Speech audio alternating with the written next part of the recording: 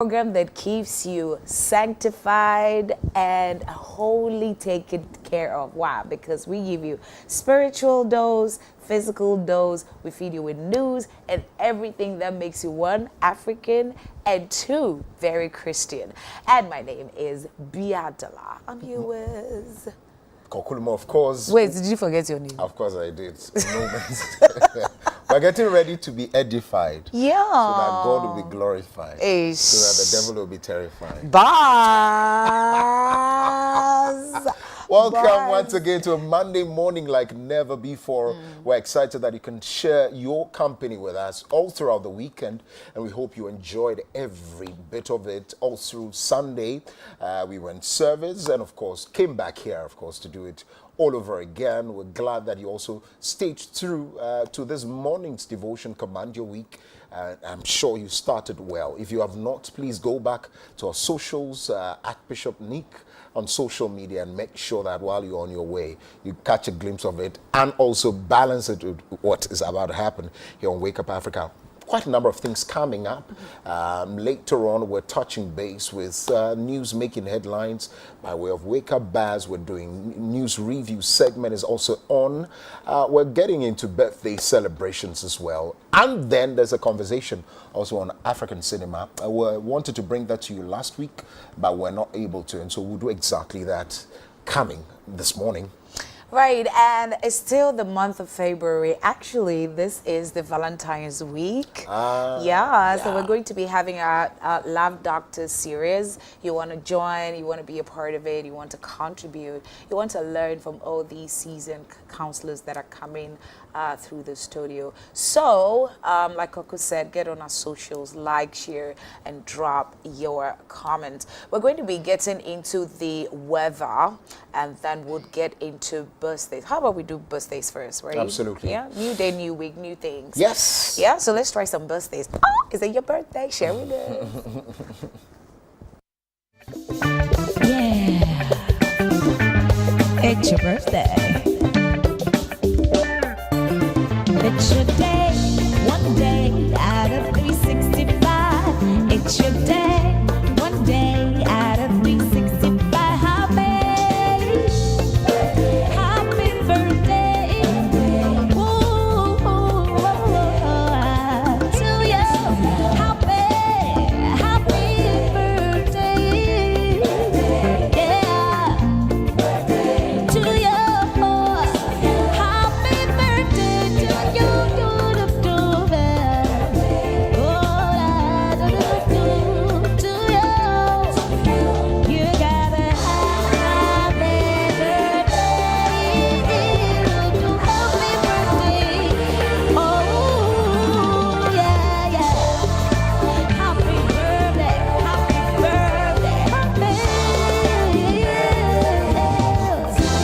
Happy birthday to you.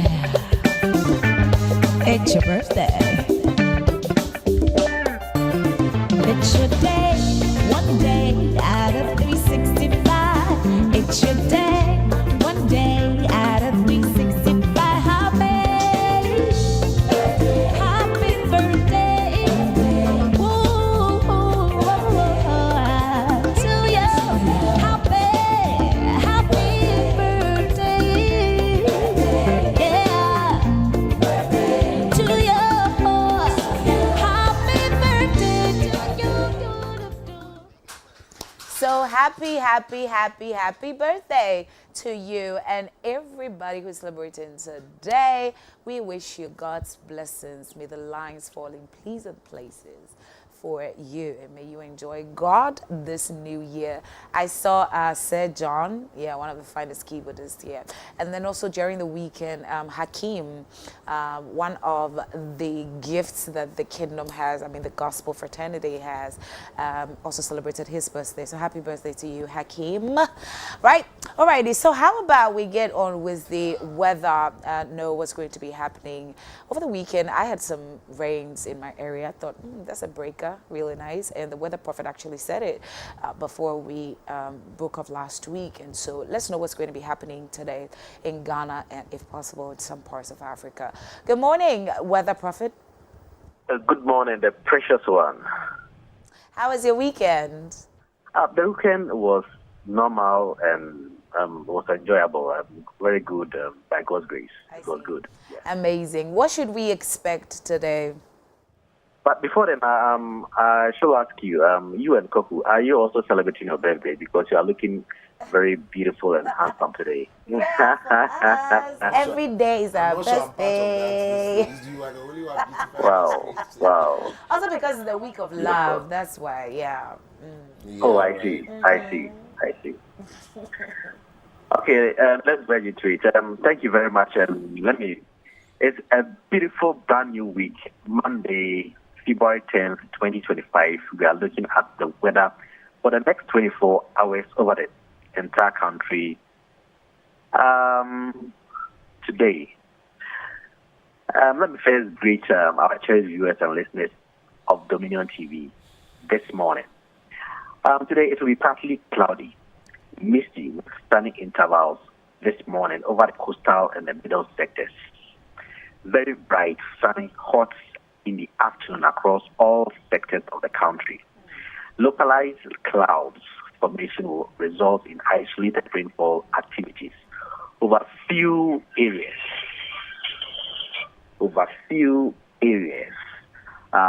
Within the coastal and the middle sectors in the evening before or after 7 p.m., including few areas within Volta, Greater Accra, and especially Western South, Central, and few areas in Eastern Ashanti and Western North.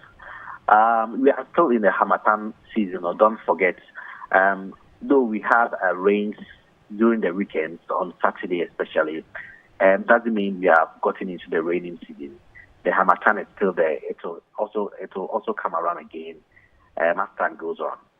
And so, as for the northern and transition sectors of Ghana and the rest of West African countries, the northern parts of the West African countries, they will still be engulfed by the Harmattan throughout the forecast period. Okay. So they will not experience any significant activities today.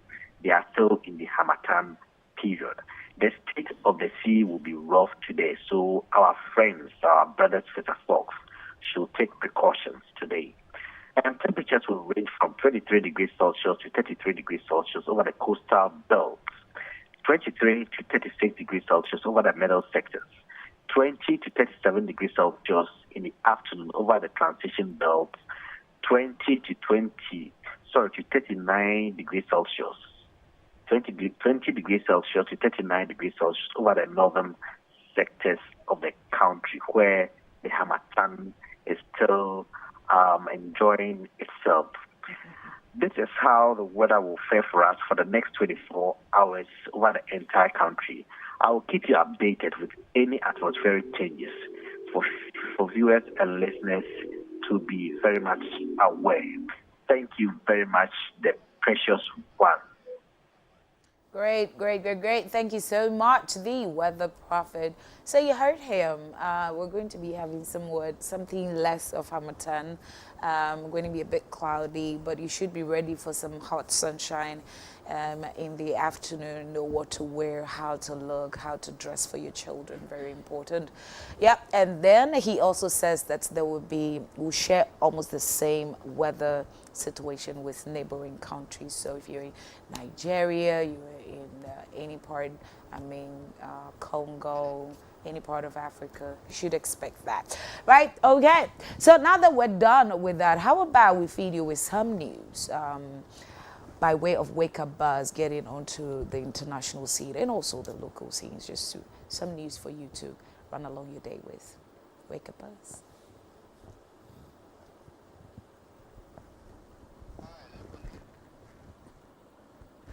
Okay, so Alwyn Traditional Council banished MP over gross insubordination toward Oman Hine. So, Koko, I saw that yesterday, and I thought that, okay, it was an okay thing, except how is it that it is when they feel that he is being disrespectful that is when they decided to talk about his galamsey thingy. I thought that came up first. No. So they said that he had disrespected the chiefs and everything. So it was in that convo that the whole, I mean, for them to now agree that he's doing the galamsey thing, because they would have covered it up initially. Oh, okay.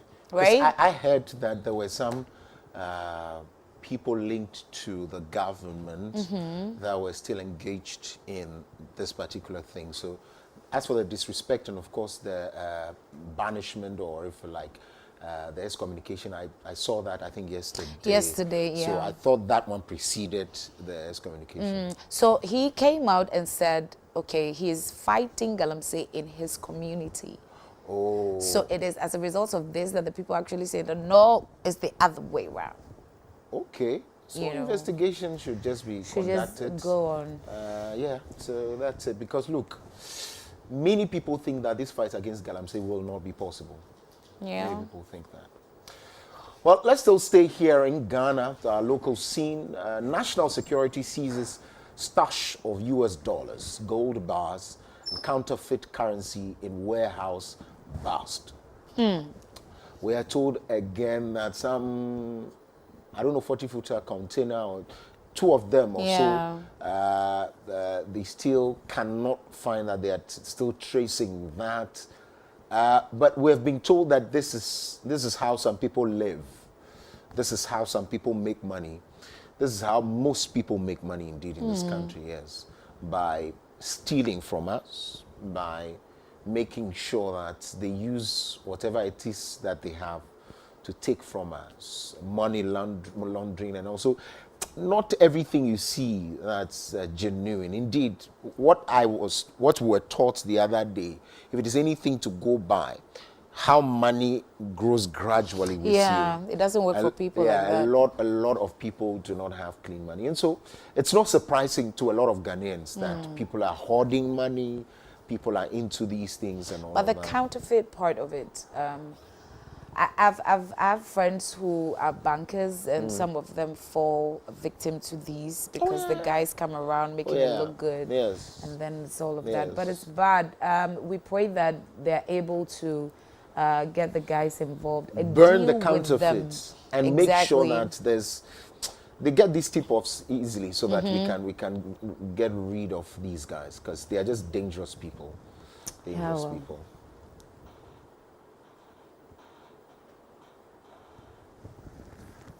Okay, let's go to the Upper West region.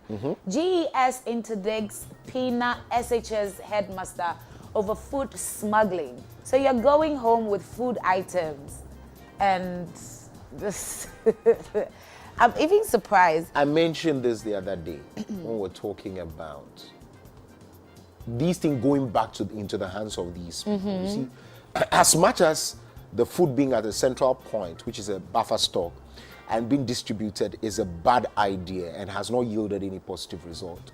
Some of these headmasters and headmistresses are very wicked people. This is how they also make their money. And they are very poor people. Because if you steal to make money, you are very poor. Because before you know, the things come in 3 weeks, they said, oh, we don't have enough. It is because most of these people are engaged in this. And some of these they are doing it at the blind side. Are you sure it's because they're poor, or they're just greedy? No, it's poverty mentality. Really? Oh, yeah. I mean, because you would think that headmasters are paid pretty okay. Oh, not the issue. If you have to steal from someone to live, you are poor. That's what I meant. Yeah, it's because you are poor. Otherwise, why are you stealing from me? You need it, right? Not You want it. necessarily. Oh, they are some poor. people have it, and it's like they're taking advantage of their office. Oh, they are because I've seen some what's the name, NGOs and all these orphanages. Yes. You go and give gifts, and then the life of the children is not transformed Because the people are Rather poor. the- They have poverty mentality. Anyway, Yeah, poverty yeah, doesn't sad. mean you should steal. Well. You could Oh, be no, poor not in and still literal have terms. I'm a saying clean that mindset. you have a poor spirit. You have a poor, like you're poor in everything. That's why you are coming for my thing. Otherwise, why are you coming for me? Why are you stealing from me? But it's sad. sad I mean, one, if yeah. our headmaster is stealing, what are we going to do when we Indeed. go out? Oh, yeah. Anyway, Well, still here, woman, 2 children murdered by unidentified gunmen in Boku. Yeah. Again, I have always stated that the absence of war is not peace. Things are happening. About 60 people have died from CSM, cerebrospinal meningitis in the north. Yeah. We're still dying of things. Cholera is killing people, malaria is killing people, gunmen are killing people, and we think we have peace. No, we don't. Yeah, it has to be dealt with. That's rather sad. I never thought I'd see such pictures associated Oh, with yes. Ghana. But who? Oh, no. Anyway. Yeah.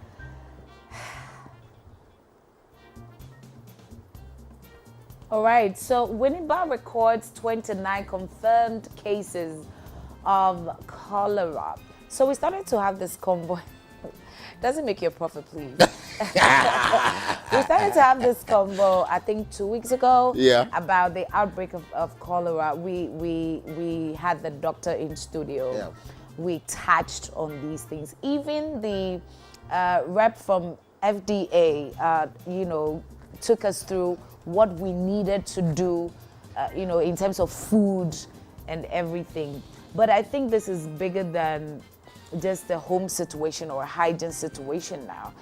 For the fact that we're recording 29 confirmed cases, it's a bigger issue, and GHS, Ghana Health Service. Ghana Health Service would have to get to work, because we can't lose lives for a very preventable situation. It means people are just, sorry to say, eating feces. That's all. Yeah. Eating is fecal oral. Yeah, so I'm saying, just eating. I'm putting the science term to it. So no, you're eating feces. Ew. Yes, I mean, how? 21st century Ghana. I That's mean, bad. okay, I think, is it in Cape Coast? Yes, in Central Region, they were suffering from water shortage. You should expect these things. Indeed. And also because Ghana Water, a company, came up with the fact that because of the galamsey thing that was happening, the machine that would have to refine the water for them to use is breaking down. How about Volta region? They don't even have it, so they have to queue and go somewhere for it. Anyways, let's now move to international news now, shall we? Libya uncovers 50 migrant bodies in mass graves. No way. It doesn't get any better, does it? Doesn't. I have a solution for the world. Jesus. Yeah, I have a solution for the world to curb and check some of these things. Tell us, what's the solution? Oh no, I'll roll it out as an initiative very soon. So I'll invite you guys to the launch. Hey, I see. The vice president must be there. The president himself will He be must there. be there. That's nice. Alrighty. African leaders call for immediate ceasefire in Congo. African leaders call for immediate ceasefire in Congo. It had to take how long? It's too late. How long? Too late.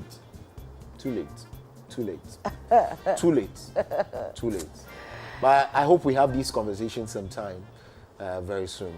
Have these conversations, yeah. It's like watching your brother burn, and Indeed. until he's almost dead, you're like, oh, where's the firefighters? Yeah.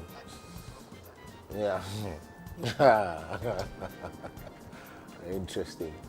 Well, Namibia's founding father, Sam Nujoma, dies at 95. Yeah, a good age to go. Yes, a very good one. It tells you of how young Namibia's democracy is. Yeah. Right? Or how old would have Nkrumah been by today? Maybe we'd have to check. Yeah. If we were to keep him alive and not allow our greed to kill him, he might also be alive. We'll be taking Are care you of an him. Nkrumahist? Oh, of course. Yeah. If you're not in Nkrumahist, you are... You're not Ghanaian. No, you You're are not an a true African. You are an enemy to the states. You'll be ostracized. But of course, wish him all the best wherever he is. You should say hi to our forefathers. Yeah. Yes, for us. He better be in the bosom of the Yes. Lord. Oh, wow, I'd love to speak to Namibian Broadcasting Corporation to talk to us about him, and his what impact he did, indeed. and all that. Yeah. Great. Fitness Club helps Zimbabwe's early fight chronic diseases. Well, Bible says bodily exercise profiteth little. So Fitness Club helps. Yidi Adams, the sports minister. You are sports minister. You are sports and recreation. It's not Yidi. The way you said it, I mean, until I heard the Adams, I thought you were going to. Kofi Yidi Adams is the sports minister. Is the sports and recreation minister. So he should look at something. He should go to Zimbabwe today and look at how so it that fights we can chronic help diseases. people. There are a lot of Keep Fit clubs who are only targeting very beautiful ladies like Biadela. Target our mothers and fathers as well. In Jesus' name. Say amen. I can't say amen to that. I can't say amen to that. They always want to be seeing beautiful ladies like Biadela. I really, at the point I was thinking that why do we have a lot of astroturfs now? It has become a thing for, I saw it in, what's the name? In my in North Industrial area a lot. And that became like a campaign message for the MP at the time. I thought that, okay, astroturf that people will have to now pay to go and have fun. I don't really get it. Because so it's only the Shabu boys who are able to pay for these things. Now fitness clubs are so expensive. So it has become like a clique for the rich, that kind of thing. So you might not even want to be a part of these things. Indeed. But well, that's it. Good one. Zimbabwe doing well. Let's see what Kofi Hiri Adams will do. AI tool developed to predict and prevent food insecurity in Kenya. Oh, Kenya. Good job right there. Kenya is leading Africa in technology. Yeah. Oh, yeah. Oh, no. These guys are far gone. They are all far gone. They're far gone. So they should keep doing it, and they should also reduce the issues of insecurity, in generic terms, where the young people will not pick up arms. But I have a good message for all of us, right? Seeing what Zimbabwe does. Look, whatever community you hail from, whatever place you were born at, if not Accra, you even have your father's hometown, your mother's hometown. Your birthdays, if you have some coins, go and look out for old people in your father's or your mother's community, wherever you are in the world watching us right now. Your birthdays should be helping people. Carry your children, carry your family, carry your friends, contribute, help lepers, help the aged, and all of that. If we are touching these people in our community, all of us would do this. You find the community, so we'll not rely so much on DCs, MCs. You can also do yours. So your birthday coming, go to your community and give back, no matter how small it is. Even if it's 500 cities, 1,000 Ghana cedis, or your equivalent in your currency, go to your place and donate to someone. Buy Braille items. Go to the blind, the school of the blind, if there's any. Ask them what they want. Ask them what they need. And so you contribute money. Let your friends help you, so you can help the aged, help these people who are struggling. Oh, that's really nice. Are you planning on doing that in March? Yes, I'm planning. Wait, are you using this to raise funds for your foundation? No, I beg you. I'll do. No, I did it last year. It was just a conversation with the young people, with my good friend Bismarck Tay. We spoke to them about life and how we are also struggling wherever we are, how they can be more motivated and inspired. I think that's really great.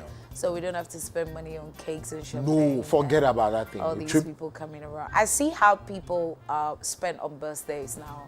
It's not even a joke. It has become some sort of a competition. Less impact. If you're in a clique of girls, quite not, I don't know where your mind is, but let your mind be right? Yeah. We'll take a break at this point. When we come back, there's more to come. News review is an app. We'll talk about quite a number of things later. Remember that Mr. Chris Attor and Mr. Ivan Kwashigan will be joining us for the African cinema conversation, what you want to see on your televisions. And also, there's Valentine. This is the week. And so let's talk more about love, shall we? Stay with us.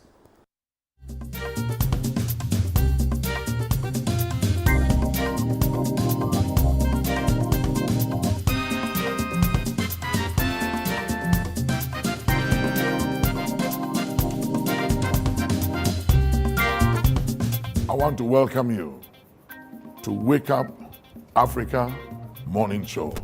If Africa has ever needed to wake up, it's now. I promise you that this Wake Up Africa Morning Show will impact your life. It will illuminate you. The Bible said that thy word is a lamp to my feet and a light to my path. You need this insight. You need the understanding required to make all the difference in all of our lives. I want you not just to tune in to the Wake Up Africa Morning Show, but I want you to be a sponsor. I want you to partner with us as we take this Wake Up Africa Morning Show, the inspiration it brings, the impact across all Africa, to homes, to individuals, impacting lives. Join us to make a difference. It is said and believed that in this life, what you do to change the life of others matters than what you acquire for yourself. It is believed that it's not what you have, what you possess that matters, but the difference you made in the life of others. I believe as you partner with Wake Up Africa Morning Show, you'll be joining us to make a difference in the life of so many people out there. Partner with us, and every time we touch a life, you are blessed. Every time we impact a family, you'll be remembered for good. God bless you. Looking forward to partnering with you and tuning in to Wake Up Africa Morning Show. Step up with DStv and we'll show up by giving you more incredible entertainment. Going to have a little fun. Upgrade your subscription between the 13th of January and the 31st of March and get an even higher package for a whole month on us. Buckle up, here we go. There's nothing better than putting a little bit in but getting a lot out. Time to boost some office morale. Incredible! When you want to build a future, you gotta know what you want. Step up and we'll show up on your home of entertainment, DStv.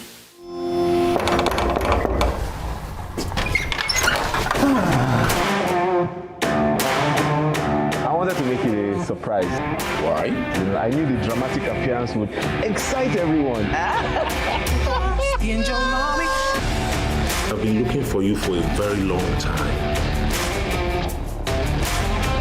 Why are you so intimidated? But just complain that I'm fat. But you are fat. Here is my son.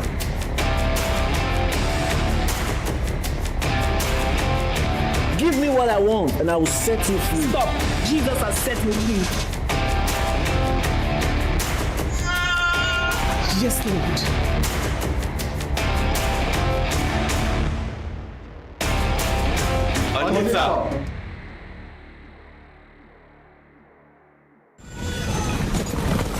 It's adventure after adventure after adventure. Get a load of your favorite Bible adventure series, Superbook. So get on board. Let's join Chris, Joy, and Gizmo. It's Superbook time.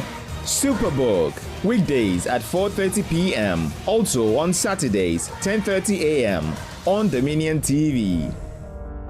In times of change, when the world seems uncertain and what we hear doesn't reflect what we see, we seek the truth. When we are told only part of the story, we lose trust. In moments of crisis, our dreams, hopes, and wishes for a better tomorrow depends on a free press. At Voice of America, we bring you the stories that people take risks to see. We connect the world and unite it with truth. At Voice of America, we show you the whole picture. Africa 54, in partnership with Voice of America, weekdays 8 a.m. and 3 p.m.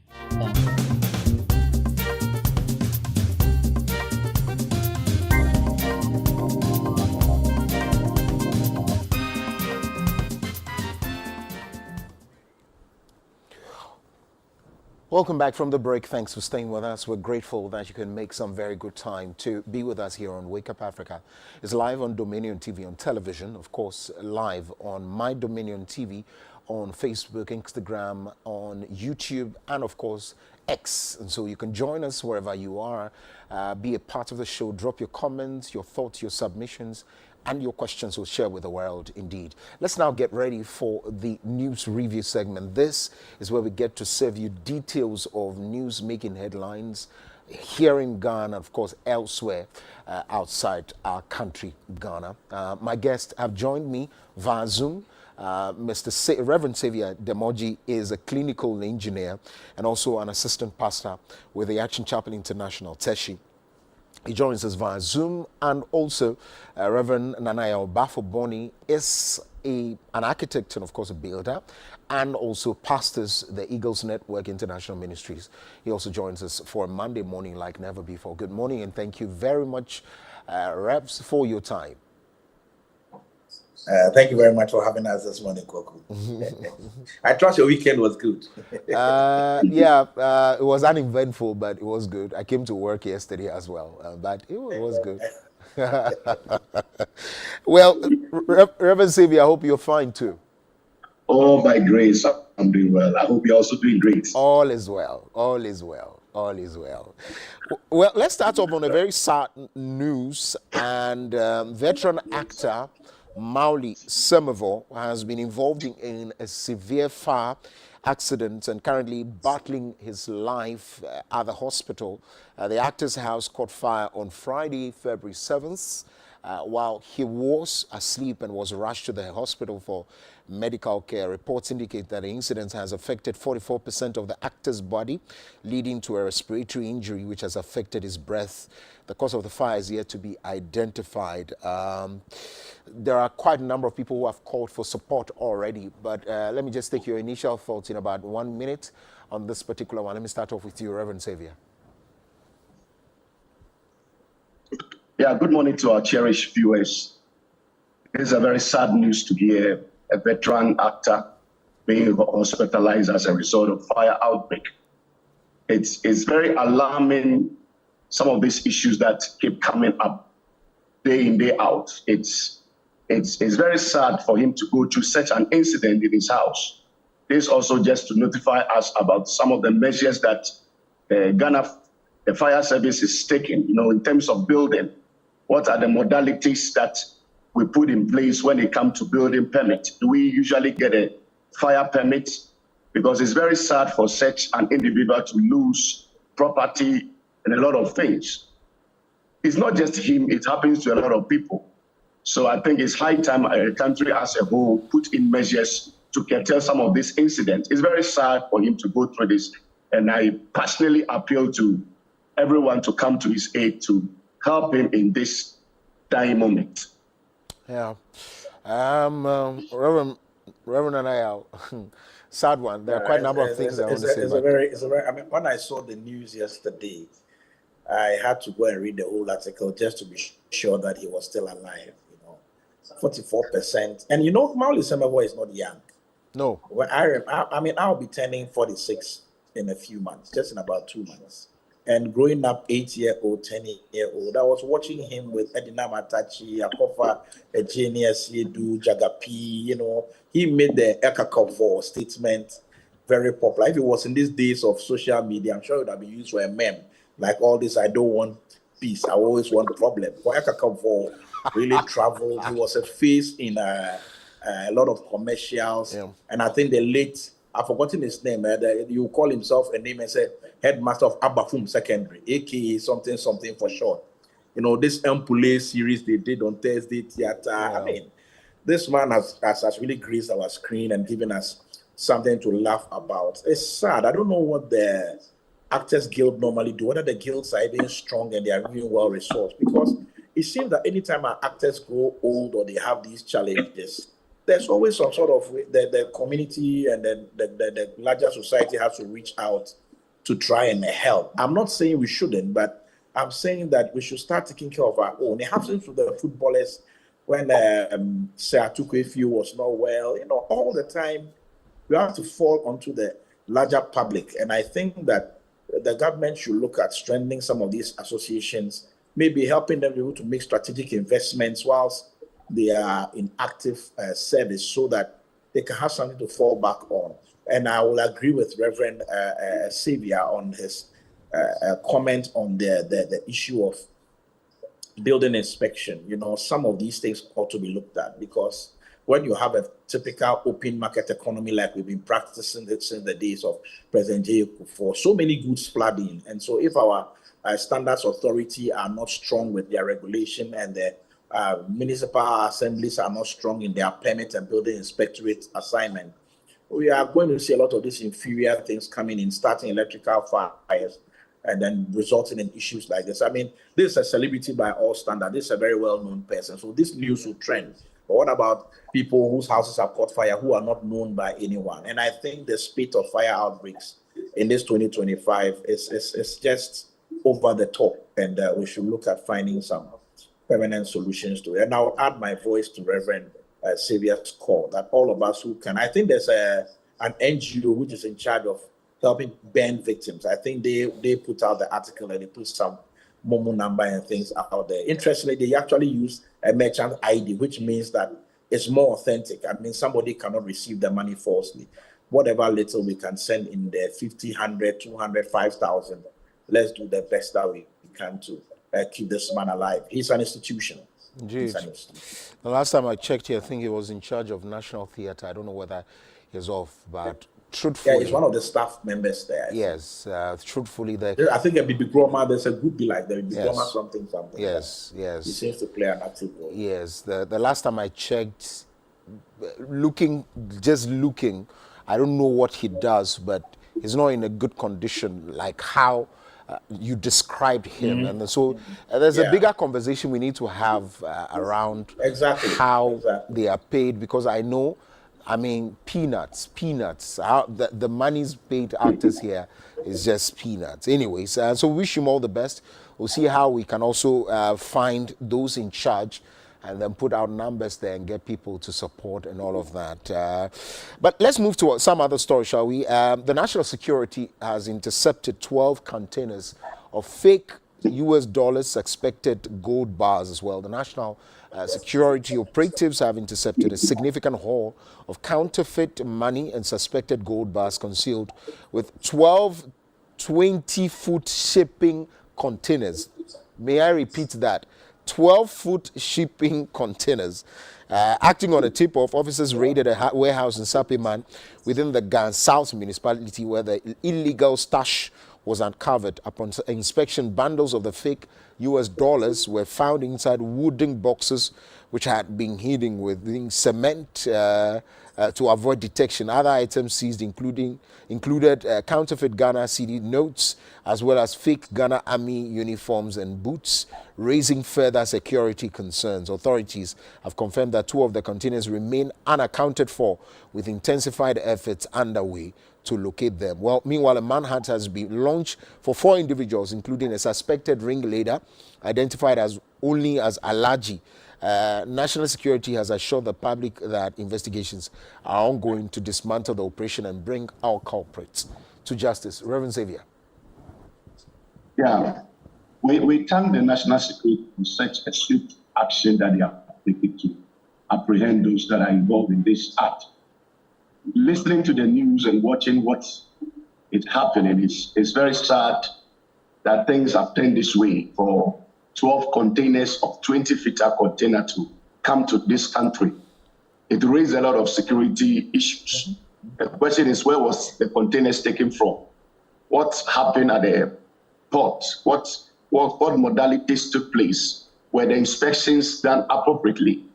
It is very sad that sometimes we have some of these things coming to the country with fake money laundering, not just Ghana cedis, US dollars. It's a very serious issue that I think the security apparatus should take swift action, because this thing can really mar the integrity of Ghana. For people to have not just 1 or 2, but 12 containers of these items is a very serious issue. It's very serious. I think this thing has been going over the years. This is not the first time something like this has happened And I believe strongly that it's not just 4 people that are involved. There are a lot of people that are involved, from the port, those involved in clearing the issues, the security personnel that are involved. All those that are involved in this crime should be apprehended in time, so that we don't have some of these things coming into the country. Look at it, security uniforms and other things, not just gold, not just fake currency, but other things that can threaten the security of this country. I think it's high time we put our very strict measures on how things come into this country, how things are being cleared, what are the checkpoints, what do they do? Are they doing the right thing, or is just people just looking at a container and believing that whatever is being stated is in it? So we really thank the national security for such an action, and I think all should come in to make sure that those that are involved in such crime are apprehended in time, to create a very great image of the country, not just the country, just for all of us. Because when the international organizations start hearing issues like this, it's a very bad thing to the development of this country. Indeed, succinctly put. Reverend Anayao. Yeah, Koku, I mean, I'll just reiterate some of the points that Reverend Xavier has raised there. That, when I saw the story, even without reading it, I just prompted my wife. I told her that this thing is likely an incident of a tip-off. And why did I conclude that? If you remember very well, even when we were growing as children, it looks like almost all the time when the police are able to uncover a murder in a movie, it must be the ghost of the person that haunted the murderer till he himself went to the police station and confessed. We can't seem to figure things out. There's too much laxity in our system. I like the swiftness of the response of our national security apparatus, all well and good, but it was a tip-off. And that is the issue that Reverend Xavier raised, which I want to re-echo. What happens at the point of entry? Because this is not the first time. There was even once where a wanted murderer had been able to come in from Togo. I think he came through he had some name. I think it was some fugitive guy. I don't know whether you remember that story. He had some bandit name, some very funny name, And he actually was able to enter into our country. We've seen Fulani headsmen come in. Look, do you know what it means to come as a head of cattle? It's not 1 or 2 human beings. It's a head of cattle. They are able to breach our entrances, come through porous border points and enter. Look, our ports should have some serious checks and balances. Whoever is sleeping on the job needs to be held accountable. These are not 2 containers. These are 12 20-footer containers. And can you imagine we are saying 2 are unaccounted for? A container is not like a wallet you can hide. So where are the 2 other containers? Let's get to my point. The whole story doesn't add up. I don't know whether this thing was thrown out there to just make us not follow the thing any further, but it doesn't make sense. Look, the fact that there is fake currency means that there must be some original currency there. If those gold bars are not just ordinary metals and they are really gold bars, then all of the money cannot be counterfeit. It means that perhaps those 2 containers contain the real cash. And these are the things that is pushing up inflation in our system and destabilizing our economy. It has fake CD notes. I'm sure there'll be also proper, genuine CD notes. We should find out who is behind this. Is it the political class? This one business cartel that are connected to the political class that are getting away with these things. We must stop these things. And listen, military uniforms have been found in these things. And I'm sure that maybe there may be even some arms that were also on board. This is a very major issue because we've always heard of threats of people trying to destabilize and overthrow our governments. They come as rumors, then the issues are tried and they are not tried. This Togoland issue that came up. So you see, we take things for granted too much in this country. And I think that we must stop the laxity at our ports of entry and start to look at things with an eagle eye. Other than that, one of these days, we are going to wake up on the wrong side of the bed. So apart from what Reverend Xavier raised about our image internationally, our internal security is a big issue. If 12 containers, can you imagine if these 12 containers were actually housing terrorists? Terrorists were in the containers, armed, coming in, Al-Qaeda guys. We wouldn't have spotted them until a tip-off. I thought they had electronic scanners that could go through these metals and see what the contents were. What happened? Where if this was caught at the port, there's stringent measures to see what are inside these things. Who gave the pass? So we should find out which particular gate at the port they came through, which officers were at that point And when this particular thing entered into our country, all those guys must be fired. Whoever was in charge of the port was a CEO at that time, must be fired. At least our SIC issue has made us see that some of our CEOs are giving very good perks. They must work for the perks and the monies they get.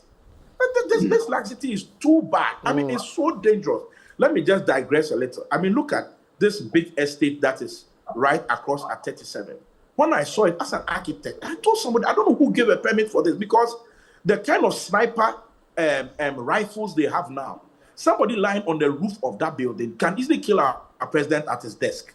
No high-rise building having uninterrupted view should even be within a certain radius of our seat of government. You won't see it at the White House. I think that Ghana, we are this from and if we are not careful, one of these days we'll wake up at the wrong side of our beds. So please, the security must be tightened at the port. No more laxity. Even if the person mentions that he's the president, he's the vice president, let's follow procedure. Let us not make exemption for anybody, irrespective of their political connections, and let's do our work stringently so that for the sake of all of us, we'll find safety and peace in this country. I mean, when I saw this, I was really terrified and worried. Yeah. One has to be worried watching this, because what it means is that there are quite a number of things that have also passed through that we might not have any knowledge of. So what is coming in and what's going out is something we need to begin to avert our minds to. And so very great contributions. And we hope someone is listening, and we know people are watching and listening as well. Let's go to some other story. Last week I chanced on a post by the boss at the NIA, Mr. Yayira Koku. Let me just read it to all of us so that it gives a background to what the African Center for Digital Transformation has urged the National Identification Authority to do. So this is what the boss of NIA wrote on his Facebook page. Imagine linking your Ghana card to Momo and bank accounts so that you can pay for goods and services without knowing the vendor's phone number or Momo details. Imagine your card goes missing, but you simply walk into a booth, pay, provide your fingerprint, and replacement card is printed on the spot without having to visit the NIA office and wait in a long queue. Imagine using your Ghana card as your driver's license, eliminating the need to visit the DVLA for fingerprints. Just present your card and the integrated system will handle the rest. Consider applying for a passport from the comfort of your home with your Ghana card, then walking in to collect it or having it delivered via Ghana Post. Envision booking your Ghana card appointment online, bypassing long queues and completing the process from the comfort of your home. Think of linking your Ghana card to toll booths apps for seamless payments as you pass through, using it to access countless services effortlessly. What about accessing NIA services after 5 p.m. to cater for those who work from 8 to 5 p.m.?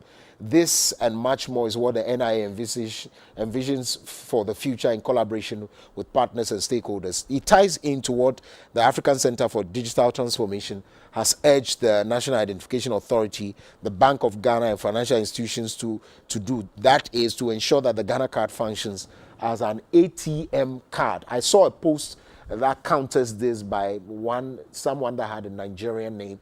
I'll look for that. But let me pick the thoughts of Reverend Xavier on this.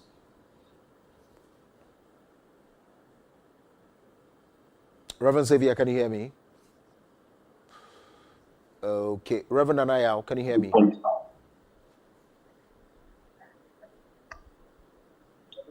Hello? Yes. Reverend Xavier, you're on.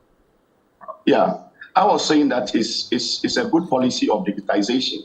It's a good policy that the former government has put in place, and I think the continuity of it would be the best for us. For our Ghana card to be linked to our bank account to be used as at ATM services, I think it's a step in a good direction, and we should all embrace said things. But the question is, the security with cybercrime and fraud should be looked at. It should not be an issue of just linking your Ghana card with your account and other people can easily get access to hack your account and do other things. So I think it's a step in the right direction, but the modalities of security should be looked at carefully. It should not be an issue of just linking, but we should also look at ways by which it can be safeguarded. It will not just be an issue of you having it, but there should be strict measures to how you can be able to withdraw money from any ATM facility. So I think the banking institution, the Bank of Ghana, and all the stakeholders should come together to see how they can do this to help all of us. I see. Reverend Anayo. Yeah, let me just use the opportunity to also commend highly the immediate past government and our former vice president. I think that he took this drive very personally and earned himself the enviable title of Mr. Digital. I think the national ID card issue came up from the days of President Kufuor. I remember I went to queue to take the picture and they never came out. I think that time Professor Kobla Dumo's dad was the one tasked to do that thing. And then I think he exited. And then the whole thing sort of came in. When Professor Mills came, he took it up, and then the NCA and all these guys were constituted, and then the exercise took off again. And I think that in the Akufo-Addo administration, Bawumia did a fantastic job with His Excellency Bawumia, and I really commend him for that. I don't know what else, the prosperity dialogue or something, one of this African financial whatever. I think it came up that they are actually Africa is trying to adapt the interoperability concept, and they really praised Ghana for our ability to really move forward when it comes to moving digital money around. And I think that Yaira Koku's concept is another feather in the cap of Ghana. It is a step in the right direction, and we must really push for it. It will make transaction easy, does it?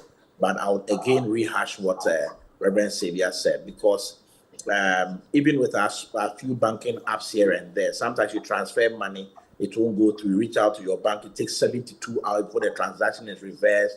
You are paying for utility bills, then they tell you your system is down, and then the money is stuck somewhere. ECD is telling you they've not received it. Momo is telling you they've sent it. I mean, we must deal with all these bottlenecks and also the onslaught of the hackers, so that it does not become an act in futility. But I think that is a step in the right direction.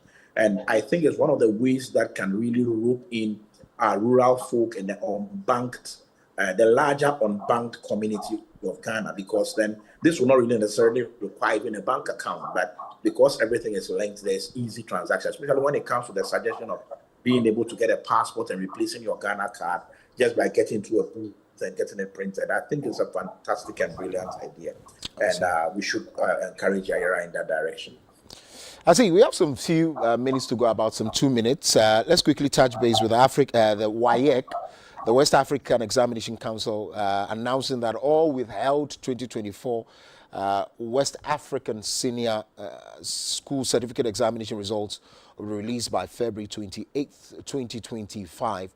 The understanding is that the council is currently investigating alleged examination malpractices by some candidates and have withheld the results of these candidates. WAEC said it will finalize the investigations into alleged malpractice irregularities by February 28th. Quite some legal actions have been raised and put against them.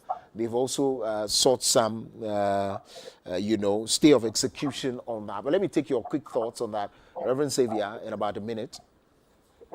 Well, I'm happy about the initiative that was taken. To be frank, for someone to send WAEC to court for illegal action, I think is the best so far. Over the years, we've been hearing issues of this that results have been withheld as a result of one or two issues.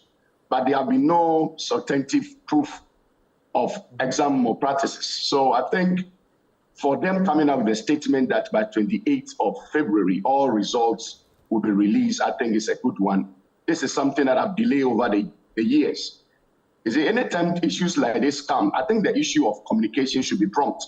They should be able to elect parents, inform the general public about why some of these results are being held. They don't have to wait till there's pressure on them or someone taking a legal action before they're coming out with such recommendations. I think looking forward, this thing should be tackled at the examination centers. We shouldn't wait till results are being released before you say the results are being held because of exam malpractice. If anyone is being caught at these exam centers, it should be tackled just there. The person should write a statement. The police should come in so that the individual is aware that he has done this or this. That is why his results are being held. You don't wait till you hear an information that Infante Payne or a school has done this and all students in that institution result are being held. I think it's not the best. People who are responsible should be held culprit for that, not the entire institution or a school for that. I think it's high time we put some of these policies in place. I see. Well, legal counsel for the students, Mr. Martin Pebo, had argued in courts that WAEC had failed to provide specific details on the alleged malpractices. That sits in what Reverend Xavier has said.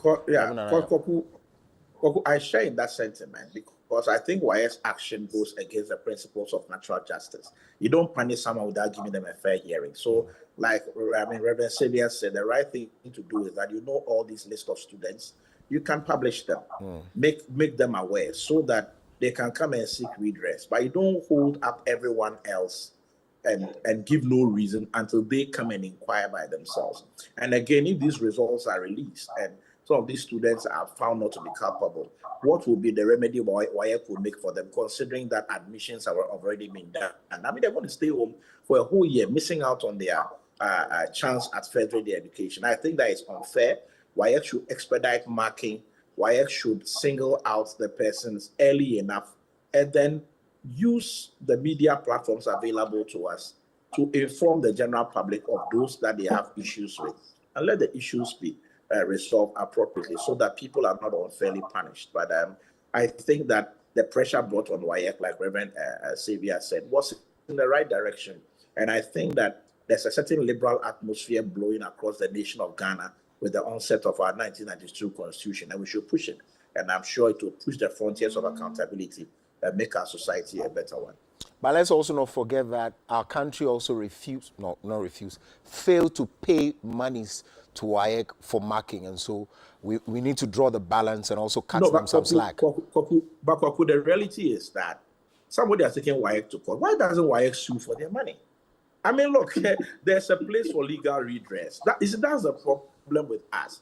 We are so attached to the apron strings of the political class and government that we literally become sycophantic instead of seeking what is right.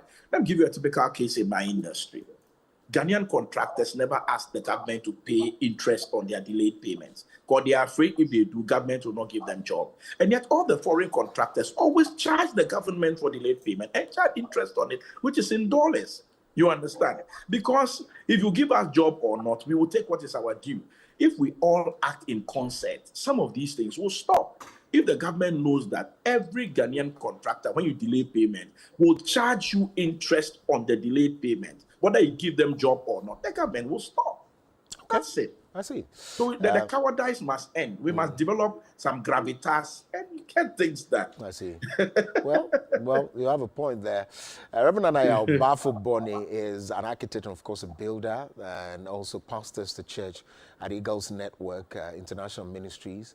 And also Reverend Xavier Demoji is a clinical engineer, as well, an assistant pastor with the Action Chapel International, Teshi. They join us for the news review segment. Thank you very much for joining us, men of God and men of Valor as well. We're grateful. Do have a wonderful, wonderful week.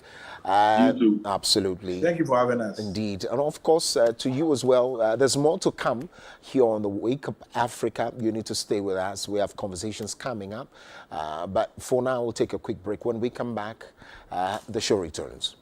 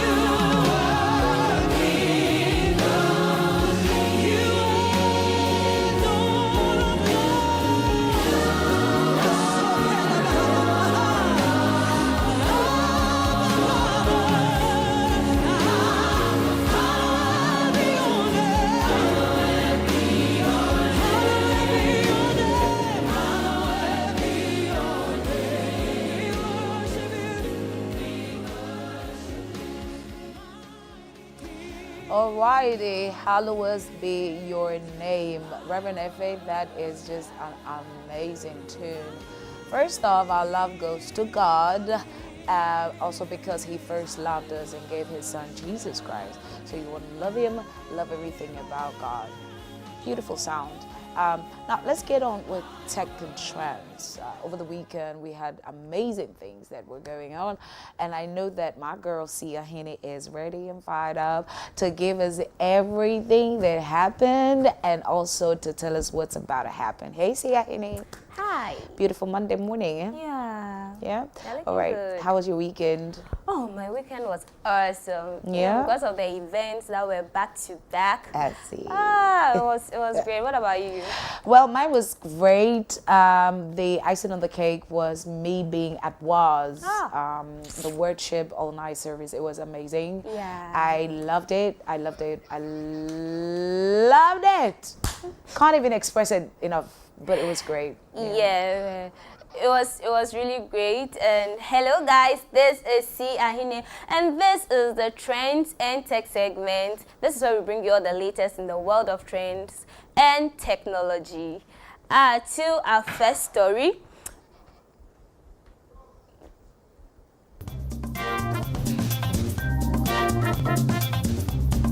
Okay.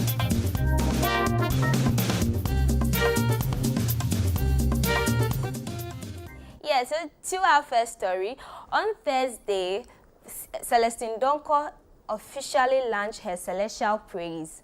It has been, this is the 11th edition, and I remember, I don't know, I think you remember Biadela, it was last year that she did a Who Has the Final Say, that challenge.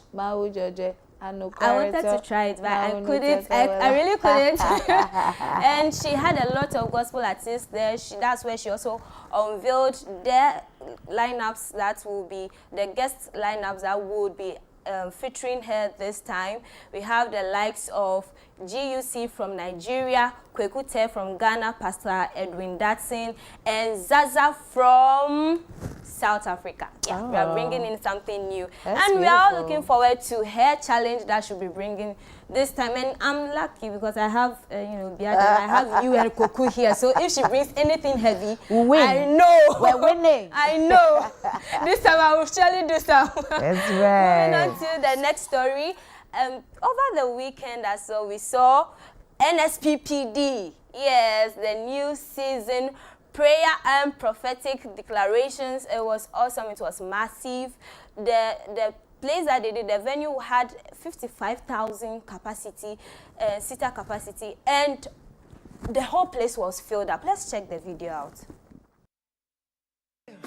Unto my Father, all I have to say is thank you, Lord.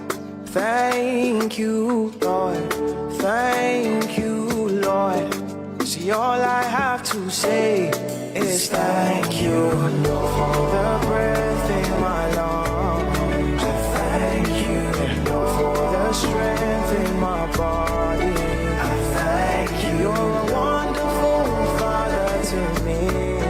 I thank you. From the depths of my heart, all I have to say, what shall I say unto the Lord? All I have to say is thank you, Lord. What shall I say? Yes, so the place was packed, and you'll be surprised. And under the comment section, people were really talking about it. They were commenting, and they were like, even the drone shot didn't take the full shot of how the place was very, very packed. It was really awesome. We had the likes of Pastor Nathaniel Bassi ministering, Mercy Chinwo also ministering, and it was powerful. And someone also shared a powerful testimony that I really wanted to talk about. So she said when she was going, Biadela, she decided to just go with her phone and power bank because she didn't want to carry anything and lose it when she gets there and she's all in the spirit. So she got there. After the service, she was going and she felt so light. She felt like she had left something. She checked her purse, she checked her pocket. Her phone was intact, her power bank was also there, but she didn't really know what it was. So she decided to ask her auntie about it. And the auntie just looked at her straight and was like, yes, because all your burdens all the burdens you brought has been lifted. You have actually left it at the altar. And she was like, she just felt goosebumps. Even as I was reading it, I felt goosebumps. It was really awesome. Moving on away from there, so over the weekend as well, Dana Hamilton is in the news once again.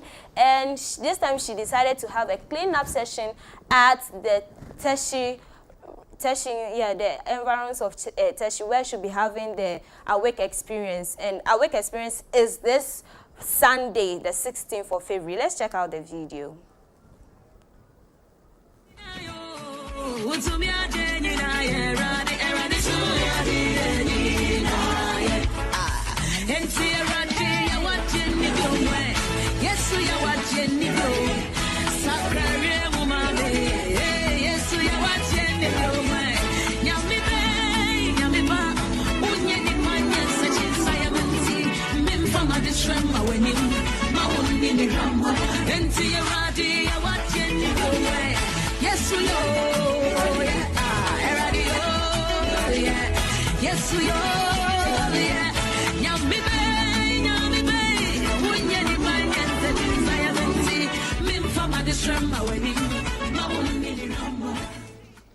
Yes, that's a good one. That's a good one there, Dana Hamilton. We're all anticipating Awake Experience, so please, I have to be there this time around. Also, moving from there, so I don't know whether I should bring it to the end or the middle, but I think the middle is okay. So over the weekend, Minister Kofi Owusu-Pepra did a goodbye, a final goodbye to his dad, Reverend George. And the funeral was on this Saturday. We had a lot of gospel artists there to support him, showed some love. Let's go for it.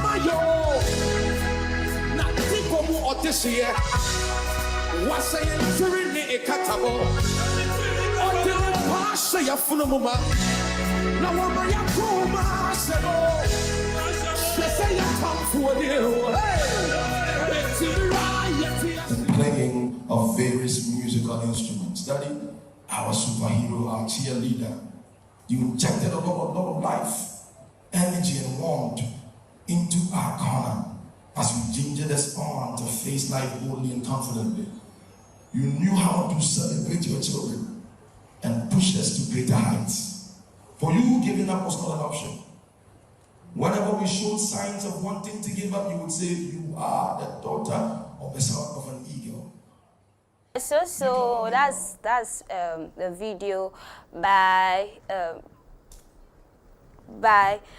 Minister Kofi Owusu-Pepra. It's so sad because they had a nice father and son relationship. At least what we could see, we really wish him all the best. The family, we wish him all the best, the condolences to all of them, and we pray he rests in perfect peace.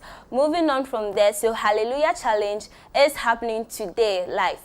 Yes, just yesterday, it was trending on Twitter, yes, X. It had about 1,735 posts and beyond, because people were really excited about the upcoming event, which is Hallelujah Challenge. The theme is glory, and it's starting today. The time is at 10:59 p.m. Ghana time, 10:59 p.m. and for Nigeria it is 11:59 p.m. We are all anticipating the Hallelujah Challenge that starts today. And finally, I don't want us to forget the 1 million strong 90 days prayer challenge, prayer watch is going on, is still continuing. It's been aired on Dominion TV. You can be watching, or it's been streamed. You can check out Archbishop's YouTube account or Facebook account for the streams. And that is all we have for us today on the Trends and Tech segment. Right. Okay. I noticed that you were just sad. Sad. Yeah, so sad. You're very emotional, aren't you? Yeah. I think it's because of the month we are into. Well, yeah, but we pray that, the Lord would keep him in his bosom, and we pray that Kofi also forges ahead and make his dad proud, right? Okay, so thank you so much, Sia Hene. Yeah. You've heard what's happened and what's about to happen. You want to align your calendar, and you want to know that, why not? Go where the saints are going, enjoy what the saints are enjoying, because there's blessing in corporate anointing. Right. Okay, so we're going to be having the Love Doctor series, and I'm excited about today's topic. We're getting into temperaments and cultural basis. So you want to know how to deal with your partner, or how to sail through marriage with different kinds of temperaments. But before that, how about we take some love music, and then after that, we'll get into Love Doctor series, okay? Akessa the Lion, take us away. You're kind of down on yourself because you're not where you thought you'd be in life. You've made some poor choices. But just like God specifically called Peter's name, He's calling your name today. Well, I've got something to tell you, and I hope you're ready for listen. Such strong eternity, from the ends of the earth to the depth of the sea, higher up above, your love is greater. Should the Lord will sing about is the love of God. It won't say, but bang, bang, bang. Nobody do me like the way you do. For real, man. Oh Lord, now Jesus, you're the lover. You are the love. You are the lover of my soul. Come on, everybody, I'm a soul.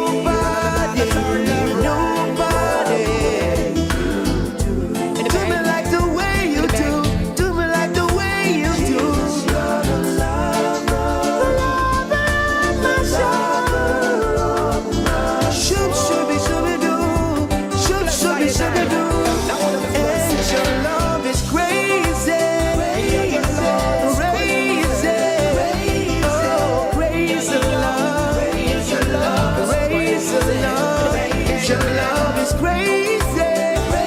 Oh, crazy. Crazy love. You're the crazy love. Said you give me love, love, love, love. Crazy love. Love, love, love, love. Crazy love. Crazy. Your love is crazy. Crazy love. You're the crazy love. Say crazy. Say crazy. Crazy love. Crazy love. Said you give me love, love, love, love. Crazy love. Said you give me love, love, love, love. Crazy love. Do me like the way you do. Respect for the man, them call Jesus. Everybody of me say. Now we know the verse. Bless I and I. The way you do me, Jesus. Jesus, you're the lover of my soul. Can nobody do me, do me like the way, the way you do. Oh Lord, Jesus, you're the lover of my soul, the lover of my soul. Oh yeah, when you hold me tight, oh yeah, everything's alright. Protect I and I from the strength of the enemy. My world it turns around. Lord, in you I'm found. In you I'm found. In you I'm found. You wrap me in your arms, safe from every harm. How you calm my soul. Oh yeah. I would have mercy. When you hold me tight, everything is so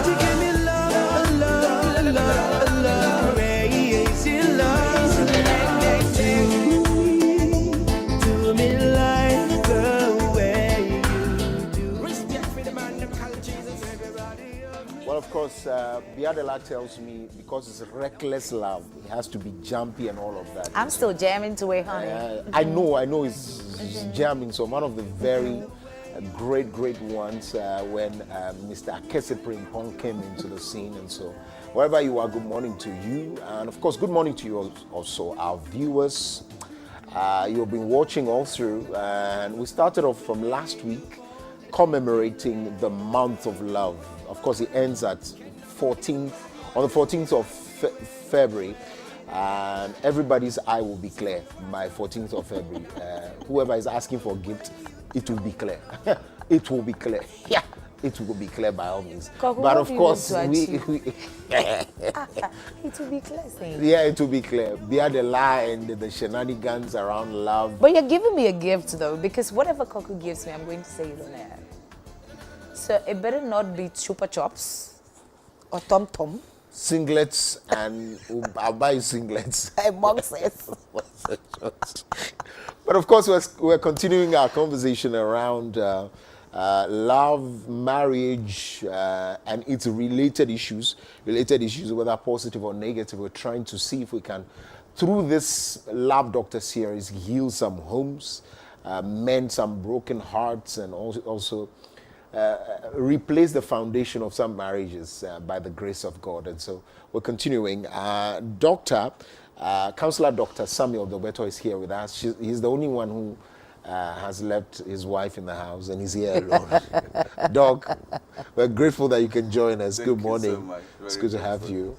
Happy to be in Dominion. Yes. Yeah. So when you have a Dominion, you have power. So I'm happy to join the family. This is it.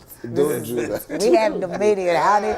We're taking over. At some point in the middle of the conversation, about some 20 minutes later, we're going to have to open the phone lines again, just as we've done, for you to call in and have some conversations with us. If you have questions, you can ask. But of course, alternatively, you can also share with us via our live stream. Drop your comments there. I'll share with the world. Of course, we share with the world indeed. Well, let's deal with temperament and cultural upbringing. Very, very key. Are we going to be taking it from the temperaments we know? What are we dealing with now?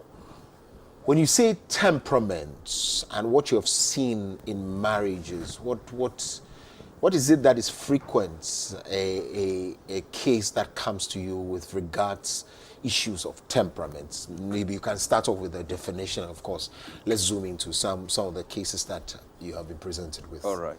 So I'm an expert in the human temperament studies. Okay. I had a PhD in human temperament studies. Amazing. Oh, I see. And in Ghana, you may not see most of these experts. We have professional counselors, and they deal with issues pertaining to counseling. So I do general counseling and also into human temperament studies. Okay. So Amazing. this morning is a privilege to be in Dominion. I'm sure since I'm joining the Dominion family, also have some control. You know, if you have a Dominion, you have power. Yes. You are great. Yes. So I'm grateful for the opportunity, and I thank the viewers and listeners this morning. To begin with the temperament, we begin from the Bible. I think my name is, there's something missing there. Oh, there's something missing so there. So Dogbeto is D-O-R. R. Yes. Okay. So it's not Dogbeto, it's Dog. Dogbeto. So there's a R. They need an airway anointing. Yeah, They need an air anointing. They are only garment there. I know. From DNA to Shabu Benza. So the temperament for our studies as theologian and a counselor, we can get it from the scripture. Right. The issue of temperament comes from God. Okay. It's an inborn thing that everybody carry. It's like DNA. You can't live without a DNA. So the temperaments, perfect. Wow. No one exists without a DNA. But the temperament is an interesting thing. Your mom and dad can be O positive, but they give birth to a child, the temperament of that child will be different. So these are some of the education we need in our country. So that you don't say, the way I behave, my son doesn't behave like that. Son, you may be intelligent, very sharp in your schooling, everything, you are doing well, but your firstborn or secondborn, they are not performing as you wish. Son is also a temperament issue. So today, we're going to have some time to explain a few things to you. Okay. But to begin with, from the Bible, Psalm 139, verse 14 says, So I praise you because I am fearfully and wonderfully made. Your works are wonderful, and I know that that is fully well. The scriptures say every human being you see on this planet is wonderfully what? Made. And also fearfully. So you see a brother, a sister, we can't call them in psychology, there's a debate. The secular psychologists are saying that human being is what we call tabula rasa. Tabula rasa means you are born with an empty brain. There's nothing in your brain. So if your child is not performing, psychologically we think that, oh dear, you there, where are you from? There's nothing in your brain. But the scriptures say we are born and fearfully made. Is that right? So, and Christian psychologists are saying that, no, we are born with something. No one teach a child this is breast milk, but the baby at infant stage will move to suck the breast milk and cry that there's something going on, meaning there's something in the brain. Do you get the difference? Yeah.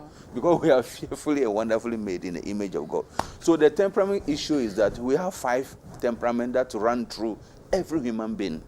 Some have contained more than 2 or 3 temperaments in them.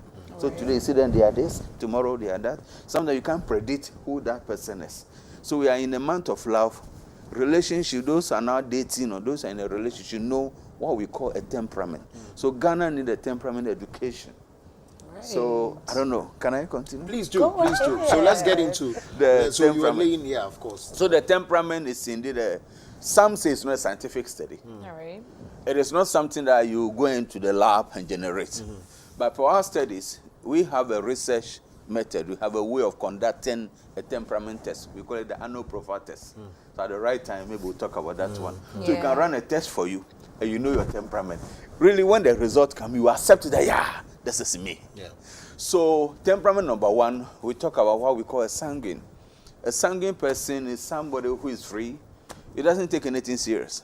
You say, we are coming to the TV station at 8 o'clock. He may come at 9. He doesn't. And he's a type to entertain people. So, if you're in a relationship with that person, whilst you are yearning for something better, they are that slow, they don't care, but they are moved by the crowd when they see people, and they easily promise people. They have one phone, but as they meet somebody, cry, oh, I'll buy a phone. They speak without giving assurance in their heart. It's just a promise. Oh, they'll promise you easily, the sanguine. When their mother is dead, people are crying, they are smiling, they are moving around. Nothing moves them as such. And those are part of human life, human being on earth. And I'm telling you, those of you who are listening to me this morning, you really know people like that. I'm actually taking my list. You know people like that. They are the sanguine. They are relationship at all costs. They are married, but when they go to church, they see every man, they have to hug. Hello, you look beautiful. Hello. If you're a man, you go to anywhere, you will get a friend. It's in a trotro from Medina to Accra. You get a friend, you exchange contacts. They are sanguine people. They are relationship at all costs. And God made them just like that. Then we have another one called the melancholies. They are very calm, quiet, and they are peace at all costs. So let's say sanguine and a melancholies and relationship. When the husband, the wife, or whatever from town celebrate, hey, the music might be loud, and this one, he want a very quiet place. You know people like that. If you give them job, they are workaholic. They are there to type and do this one. So even company that want to employ people, you must conduct a temperament research on them. Who can be at the reception, who can be at the secretariat, who can be a manager. These people are very, very, very committed.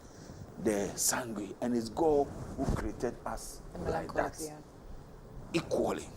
And we created it for businesses that he wished us for. So if you are dating a melancholy, peace at all, because anytime I talk to him, he get angry. Anytime I say this one, she's too quiet for me, she's too slow for me. No, for them, they are the one that come out with the architectural drawing. They come, yes, professional. You see, they are in there. They are those people who can do a scientific research. They're meticulous. They are able to tell you ABC when we connect this one to come. Physicians, they are there to bring something on board.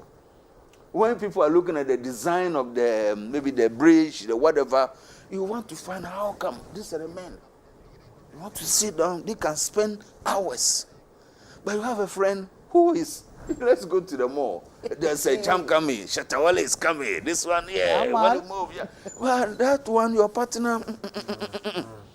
And God created us just like that. I see. So we're dealing with the temperaments, and clearly it's now clear that we have 5. Yes, we have 5. So we'll get in there. So the first one we spoke about is sanguine, and for those of you who have not conducted your test yet, make sure that we are not conducting the test, but you can begin to see where you belong and all of that. Remember that you could have 1 or 2 or even more and all of that. So sanguine, indeed, the so dominant. Supine. The one putting on the screen will have Yes. supine. So we'll get back to. We dealt with sanguine. Have you finished with have you finished dealing with the melancholy? Yes. So the melancholy type, they are into academia. They are anything that they are doing anywhere. Surprisingly in life, every community you see this caliber of people. If it has to be done, it has to be done well. Done well, and they are what do you call them? They are professionals, and they are intelligent with things. This one, if you are ironing, the thing might be If there's another line, they don't like you tell them I'll come at 6 and you come at 1 minute after. You spoil their day. Yeah. We have people within us, you can testify. Then there's another person that the temperament that we look at, we call them the phlegmatic people. Yeah. They are diplomacy at all costs. Anywhere they dress in Italy, anytime you want to approach, even when they are farming, you can't just walk to them. Diplomacy at all costs. Respect might be there. That borderline might be there. They see to it that people don't mess up. So if you are going to employ people in your organization, look into the caliber of people, where you put them. So in the West says this one is insufficient, it's not performing well. Maybe he's not playing his major task, God-given talent or temperament in him. So those are the people we are looking at as a number 3. Then when you go to number 4, we call the choleric. The choleric, which I'll be linking up to our regions and our families, the choleric are profit at all cost people. So today I propose to her or him, we are in relationship, this guy is expecting more from you, the lady rather. The choleric person, anything they are doing, they must gain profit. You employ them to display, before they accept the job, they look through the system, where can they gain? If they will not gain, they won't come. That's a choleric person. You can Google that they are there. Profit at all costs. If they will not gain, they won't be in part of, they won't be in a relationship. If they want to be your life partner, husband and wife, dating, they will make sure they are gaining from you more than what they are giving you. Without that, it won't work. So are you a choleric? And they are into business. Right. For them, those struggle, they are not into those academics, want to become professor. For them, they must be rich at all costs. They might be the big men, big women. They are into business. While others are thinking, Brony always selling is too cheap. He has surveyed the area. So if I go to Makola, bring it here, I will gain twice. That is a choleric. You are dating them, they will call you. You have to be calling as if you are owing them. You are in a relationship. Because they don't see the need calling you 24. No. And these are the challenges in our country. People want the boyfriend, test me. If you mistakenly fall into a choleric type, you do all the calling. Anything, sometimes they WhatsApp the whole day, they WhatsApp once, or they won't do anything. Because they are into profit making. Coming to this studio to talk, they'll ask you how much they'll charge, if you agree. They are not free. They don't do things just free. No. They are not for the Christmas. Then the last one, number 5, which is not common to most psychologists in the world, you call it the supine. The supine person is a service at all costs. So when they are in the church, if you are electing people, they don't want any position like to be a deacon or deaconess. They will make sure they are to be in charge, they clean, arrange the thing, and no one paid them, and they are happy. So if you have a girlfriend or a partner who is a supine, you just want to serve. And most men or women who do this kind of thing rather fail in relationship. People take them that they are not serious. How can a lady rather help the man pay? It's like when she does that, she feel like, yes, I'm in love. Like, can we say they're in helps ministry? So if you are in your church, you are a pastor, you must study and conduct this one and put them into position. Like where I serve, some people, when you are doing election, they are not hoping for any other ranking position. just to be deacon, usher. For 10 years, they are there with their family, they are comfortable, and they are happy. The years is to come when you are coming, they offer you a chair. Madam, this water, you take it, then they are happy. They don't want anything in life. And that is how God created. And all this thing I mentioned, the 5 temperaments, have an advantages and a disadvantages. The Supan people depend on people. So he's coming to Dominion TV, and somebody met him. So, we don't have another new TV station here, and we need somebody to interview at 8 o'clock, because you told him, he will leave the Dominion who he has promised and go and settle that one. They don't want to offend people. You want to buy a car, your mobile phone. When you get there, so Samsung is better than iPhone. Meanwhile, you are budgeted for iPhone. You rather buy a Samsung. No, that's a woman. You want to buy a white car. The blue color one is far better. You drop it. And you come back home regretting. This is not what I wish. And you will see all this caliber of people in our society. So as Christians, as a Dominion TV, as we are educating the world, people should know some of this and that. Sometimes it's not a curse. It is not whatever. And our temperament is also being fueled by our environment, our community. Yes. I see. So let's now connect this particular one to marriage and relationship. I wonder how many people, maybe just a quick thought, maybe it's about some 30 seconds, how many people in terms of churches or counselors conduct the test or the studies or even the test on the two people to look out for compatibility. Do you find that happening mostly, especially in the churches who superintend over this process? Not all pastors are professional counselors. I'm a member of the Ghana Psychology Council. And people also go through, some have a certificate in premarital counseling. So it depends on the caliber of the counselor, professional counselor that you go through. Mostly in our churches, in the counseling session, how the lady to respect the other partner, how the man should do this. But you realize that some temperament come with issue with anger. How do you manage those things? The temperament, the counselor should be able to conduct the test. And it's very, very important. And in Ghana, we are doing those tests. That you know that the man you are marrying is this one. These are the things ahead of you. A choleric marrying a melancholy. When she said, I want to go to school and get a master's before I give birth. But you, a businessman, we just need a child from her and go. Or you are dating her because of her capability, things that she owns. She's the CEO of this station, and your aim is to enter here and make a profit. So when we conduct, we will show you the result.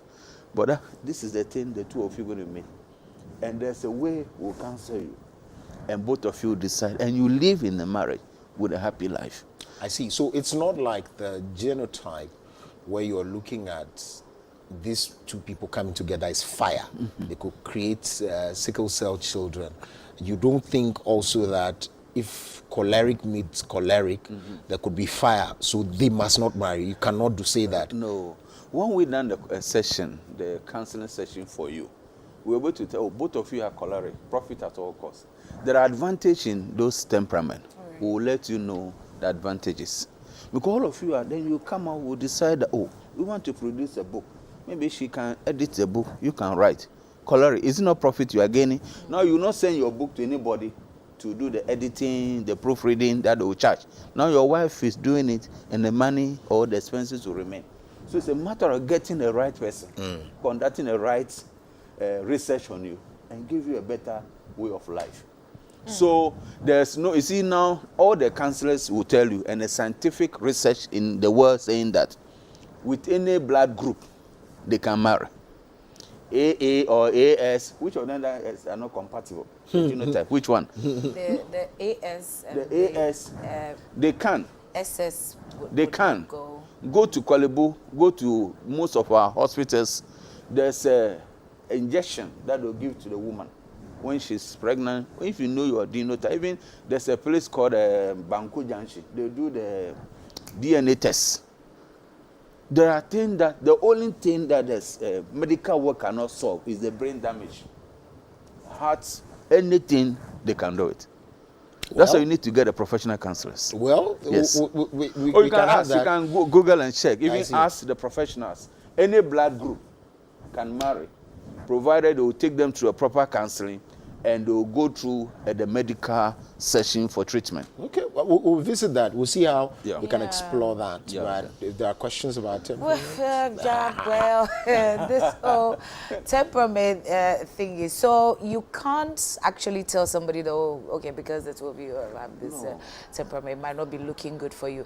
But then would you also agree if the couple have come to a point where they're like, okay, looking at what we have learned, the counselor might not say we shouldn't, but looking at our own future, this is not what we want to build, right? That people can actually agree on that level, and then just part ways. Sure. But how do we sail through living with certain people that probably we never had the chance of finding or running the test? So we never had the chance of finding out who the person really is. We just fell in love. I mean, it's Valentine and we're in love and then we're going. Then you realize that, hey, now the way you're thinking, you're behaving is strange to me. I can't live with it. How do you sail through these things as married couple? So as professional counselors, which most of them know, there's something called premarital counseling and counseling. Mostly those of us who are in the church, if you're going to marry, you are young people are going to marry, you must go through premarital counseling. Now people are saying all manner of things that doesn't work. Pastors are spoiling. Get a professional counselor. They will do all these tests for you and make sure they run other tests. Are you with me? Yeah. But if you're already in the marriage and you are not seeing the weaknesses of your partner, then you come for counseling. Proper counseling, marriage counseling. Are you with me? You're already in the sea, at the middle of it. You can't jump out.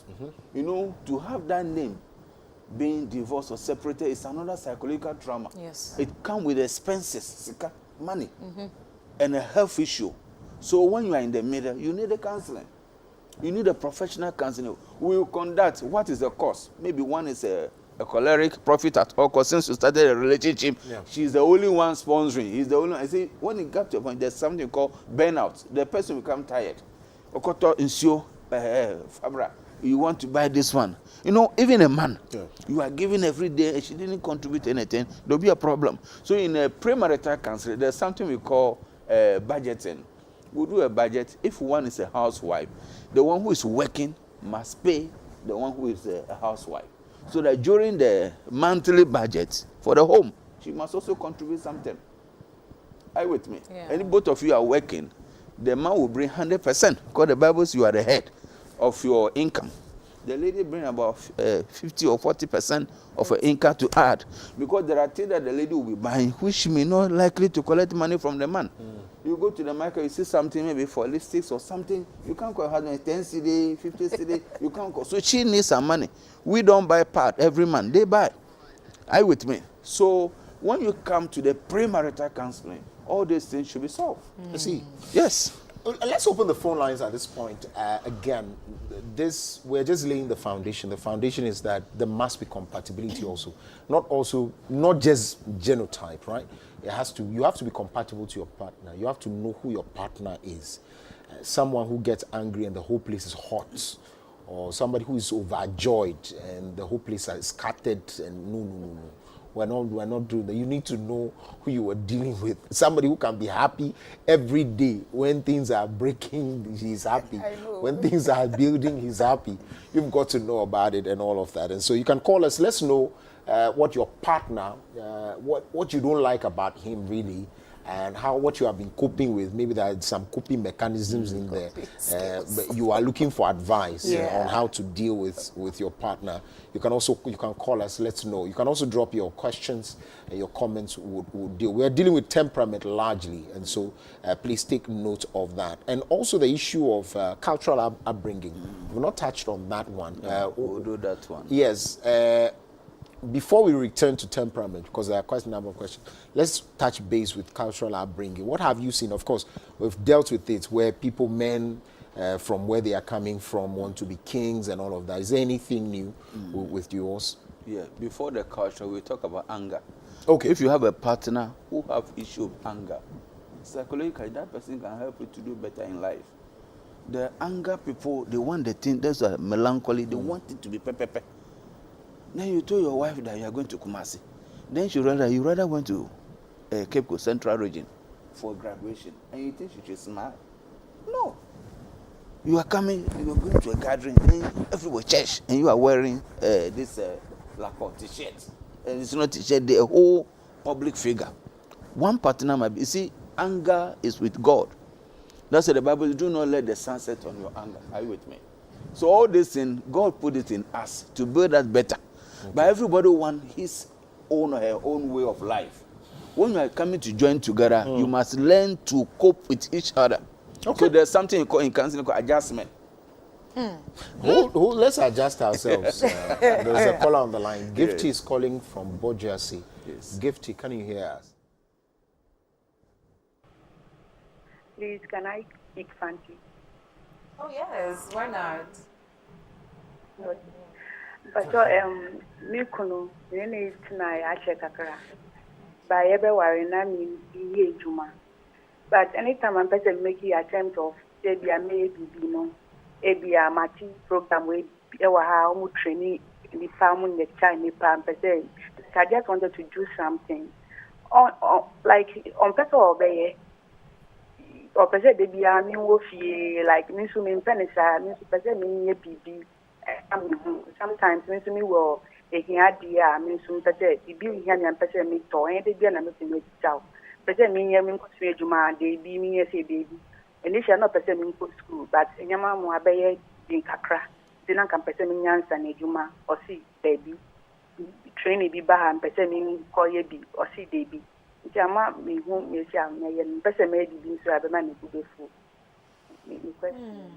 Okay, so she's married to somebody who loves to pay the bills all alone. She wants to work, but the person is like, oh, why not? Just sit at home. But she feels like, I mean, she has to bring something to the table. Yeah. Also because she can't always be asking you, buy me this, buy me that, buy me that. And so anytime there's a training program, she wanted to go to school initially, she couldn't go. So now she's married to profits at, she's not helping the profit at all costs person. Profit at all costs, the choleric people. Yeah. Yes. So she's asking, what can she do? How can she sail through this? If she is into church, she should see her pastor, or she gets our contact for a counseling that she'll be able to help the husband to help her to meet them to have a discussion. Now we do online counseling, which you there to bring some betterment. But the reality is that not her alone. There are people who have graduated from the university with a PhD, master degree, nurses, doctors. The partner say, stay at home. I'll take care of the bill. But what is the treatment of your partner? That's why in counseling, we'll help them that then you must create a way of paying your partner. When the salary comes, we are getting any amount, other 20,000, 2,000, give her a portion that this is your payment. And it's something agreed by the family. The woman will be more happier than now staying and be expecting the husband to give everything. So sister, your husband should create a way of paying you. You know, housework alone is not easy. At all. Cleaning, washing. You know, if you are not into it, you think it's simple. See, brother, cooking alone, cry for a day, for a month, for a week, it's not easy. No, sometimes when you go to work and come, you think it's so easy to come and see a neat house. No. All of us. That's why counseling. I don't know why Biadela is laughing at me. I don't know. Counseling is very important. Why would I laugh? Yes. Because you see, I mean, it's so beautiful coming from a man. Yeah. I'm telling you. Knowing very well that cooking.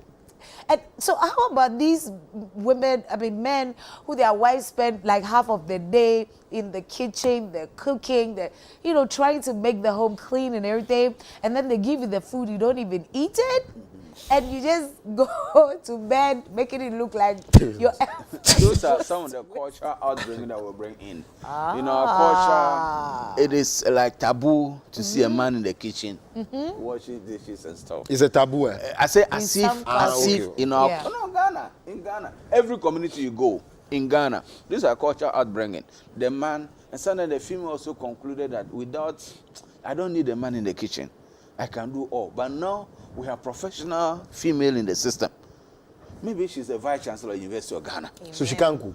Amen. No, she can cook. Amen. No, I'm telling you. Hallelujah. And you are maybe now the new minister for energy. Amen. All of you are busy people. Hey. You go to work and you come home. Are you with me? In some home, what bring the third party problem is, as you are all busy, now you bring a young girl who is cooking. You know, love for female and the man, love comes through so many activities. As you serve you food, as you say, well, welcome. That's what the love. Kingly treatment. Yeah. So now she's not a vice chancellor. Even her nails, somebody had to do it. Everything, somebody will serve you. And the men, after eating, the next is what? Love to the one who provides the food. Love or sex? No. When I use the word love, men, when we say I love you, it says. A man cannot tell you I love you and you go. Okay, so in other words, I mean, for the ladies, hi ladies. So when they say love, it means that I want to have sex with you. When they say I love you, run. Flee. So it's some of the culture outbringing. Yes. Wow. Yes. Your sister will not be comfortable to see you and your husband in the kitchen, pani fufu, on Sunday or any other day. Why? Your own sister. I say, hey, your husband is good. Why? Hey, he's not common. Are you with me? It's our culture. I'll bring by you. Go I do all of this thing. Hey, that's great. Yeah, Congrats. I'm like that. And some men, you get them, you are here. The cleaning, the everything. Even you don't believe it. So I'm grateful for Dominion TV. Yeah. Amazing. Let's return to the issue of temperament. Yes, temperament a bit. The idea is that the weaknesses can be sharpened into strength, right? But it means it needs to take a bit of some consciousness to do that.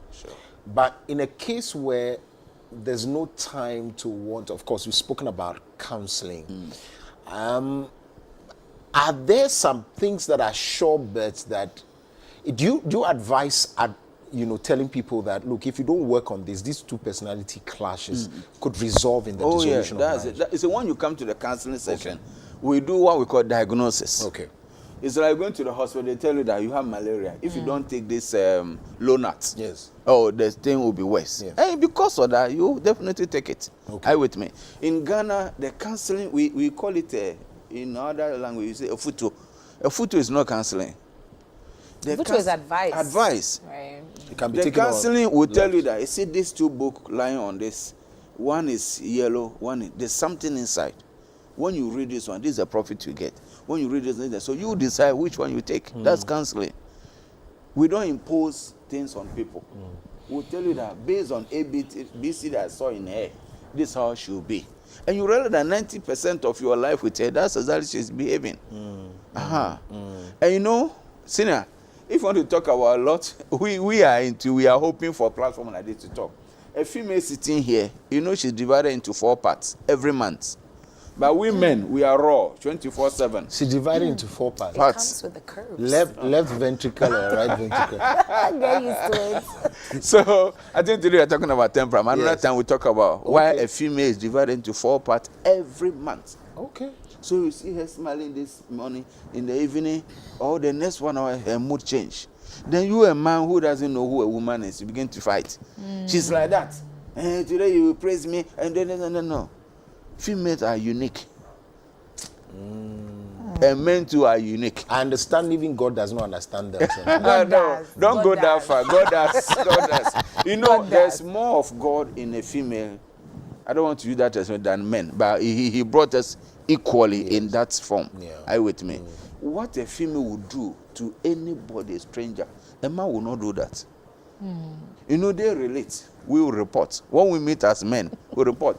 This dress is wearing. If my wife is here, she may ask, oh, why did you buy it? And then they will travel, say, Kaswa, even the hair. But when we meet, your haircut doesn't attract me. We are only talking about business. That men report, women relate. They relate to each other.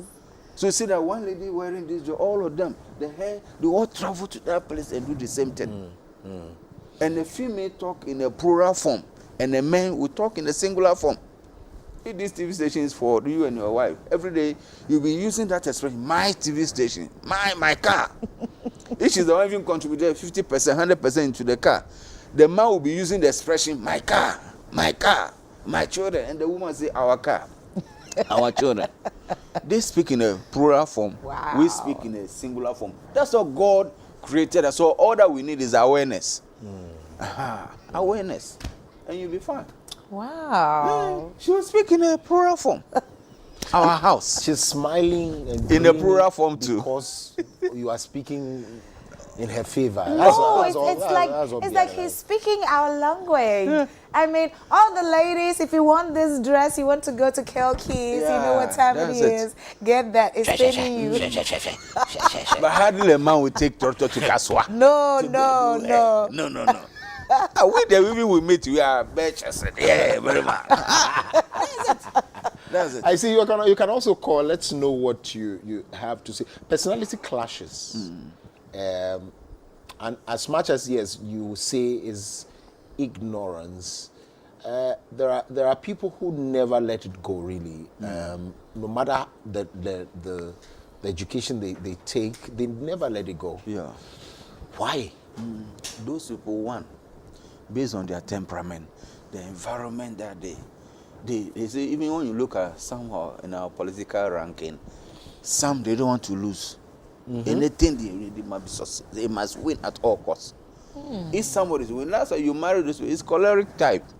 When the choleric nature is more dominated, you offend them, they'll make sure they pay you back. They do something to you that you feel that what you did to them yesterday, they don't like it. That's why take the scripture counseling to reduce certain violence going on in the system. They must make sure you touch their father some years back. They are waiting when they grow up, they'll pay you back. That is human. And you know our brain, I believe you know, that God puts some energy, power into it. When it's translated into electricity, it can empower other half of Ghana, the whole nation. These are scientific, you can say. The brain is capable to memorize, keep things. A child born in about 3-4 months or 6 or a year, when you see you, and this child travel, the next time when you see you, you have seen you before, because our eyes are sharper than cameras. So we need to understand how God created us. That for spirit of forgiveness, sometimes some can easily forgive. Like there's these sanguine people, they walk over you, they don't feel it because of them. They promise you, they know they won't give. So in church, when they say, oh, how will we give this? They say, they'll raise up their hand. Check them well. Maybe when they promise, they won't come to your church again. But they'll make everybody realize that, yeah, they are wrong. But this melancholy, they'll think about it. Even to give 50 cedis. They will squeeze the money and tell them, they have enough money. They want to preserve and reserve. No. You are dating them to get something from them. It's something bad. God is, if you marry those people too, you'll be able to establish yourself, have a place to stay. You will not be buying. We are married, why do you go and buy pizza? Some time ago, they were doing calculation in Ghana that the cost of pizza, one pizza, can buy cement. But you have a partner who is saying, let's go to the mall. A holiday is coming, and you go and spend money. This one's a let's invest. Even when you get the money, you won't even let the wife know. You put it in investment. In the next 10, 20 years, say, yeah, give you money. Say, well, who did he know? And you know those people, they can be fast. Go and sleep empty somebody's money in their account or pocket. So God made us in this way so that actually we have a balanced life. Without that, we may not have engineers. We may not have people. Somebody will think that it's easy to do a hair, to go into the salon. These are gifts, talent that God gives to people from birth. By our culture outbringing, if your child want to be a hairdresser, look at how you run hair down. Yeah, footballer. A footballer. At home, everybody wants to be a footballer. Me, my son, want to be a footballer. At all costs, already. But you see, knowing the system. Yeah. Sometimes we also need to guide them, because at the law round they come out so like Daddy says or told me earlier, maybe my life will be better than this. Yeah. Now things are changing. So today we are talking about temperament. These things run through us. If you conduct a test for you, now you begin to see her in a different way. You won't say, oh, you are always like that. Oh, you are always like that. That expression, it doesn't help a relationship. How does temperament relate in any way with love languages? Oh, I think you know the answer already. No, I don't. See, if I'm into, let's say I'm a sangre. When I see you, the way I will praise you and do things around you will be different. Yeah. But the same I'm telling you, I will tell the same thing to the lady too. Actual love doesn't share those things with everybody. No, I'm interested in you. The way I take you to the mall, then the next minute I come and take her to, and we do the same thing. Then who is he? In this studio, females I have dated almost all of them because I'm the type who easily promise people. Oh, you, I'll do this. Oh, how for you? You see people like that. And me, a lady, she's always free with every man. How do you communicate your love languages? If she's buying apple, she'll buy it for everybody and give it to them in secret. So you are thinking he's interested in you. She too is thinking he's interested. And this one who doesn't help you. How do you communicate your love language to about 3 people at the same time? People are in a relationship and they have dated, they are married, but they have other female or whatever friend as a partners. Because they don't know their limits. Right. I see. Have you been able to tabulate, if you like, where you know that these 2 personalities plus these ones are the perfect ones? Have you been able to? Yes or no? I can't say yes and no. Okay. The reality is that no counselor will be doing that. Oh, singing will be better. As I said, it is about knowing the people and help them. I see. There's a caller from Ablikuma though. Hi. If you can hear us, welcome. Okay. You're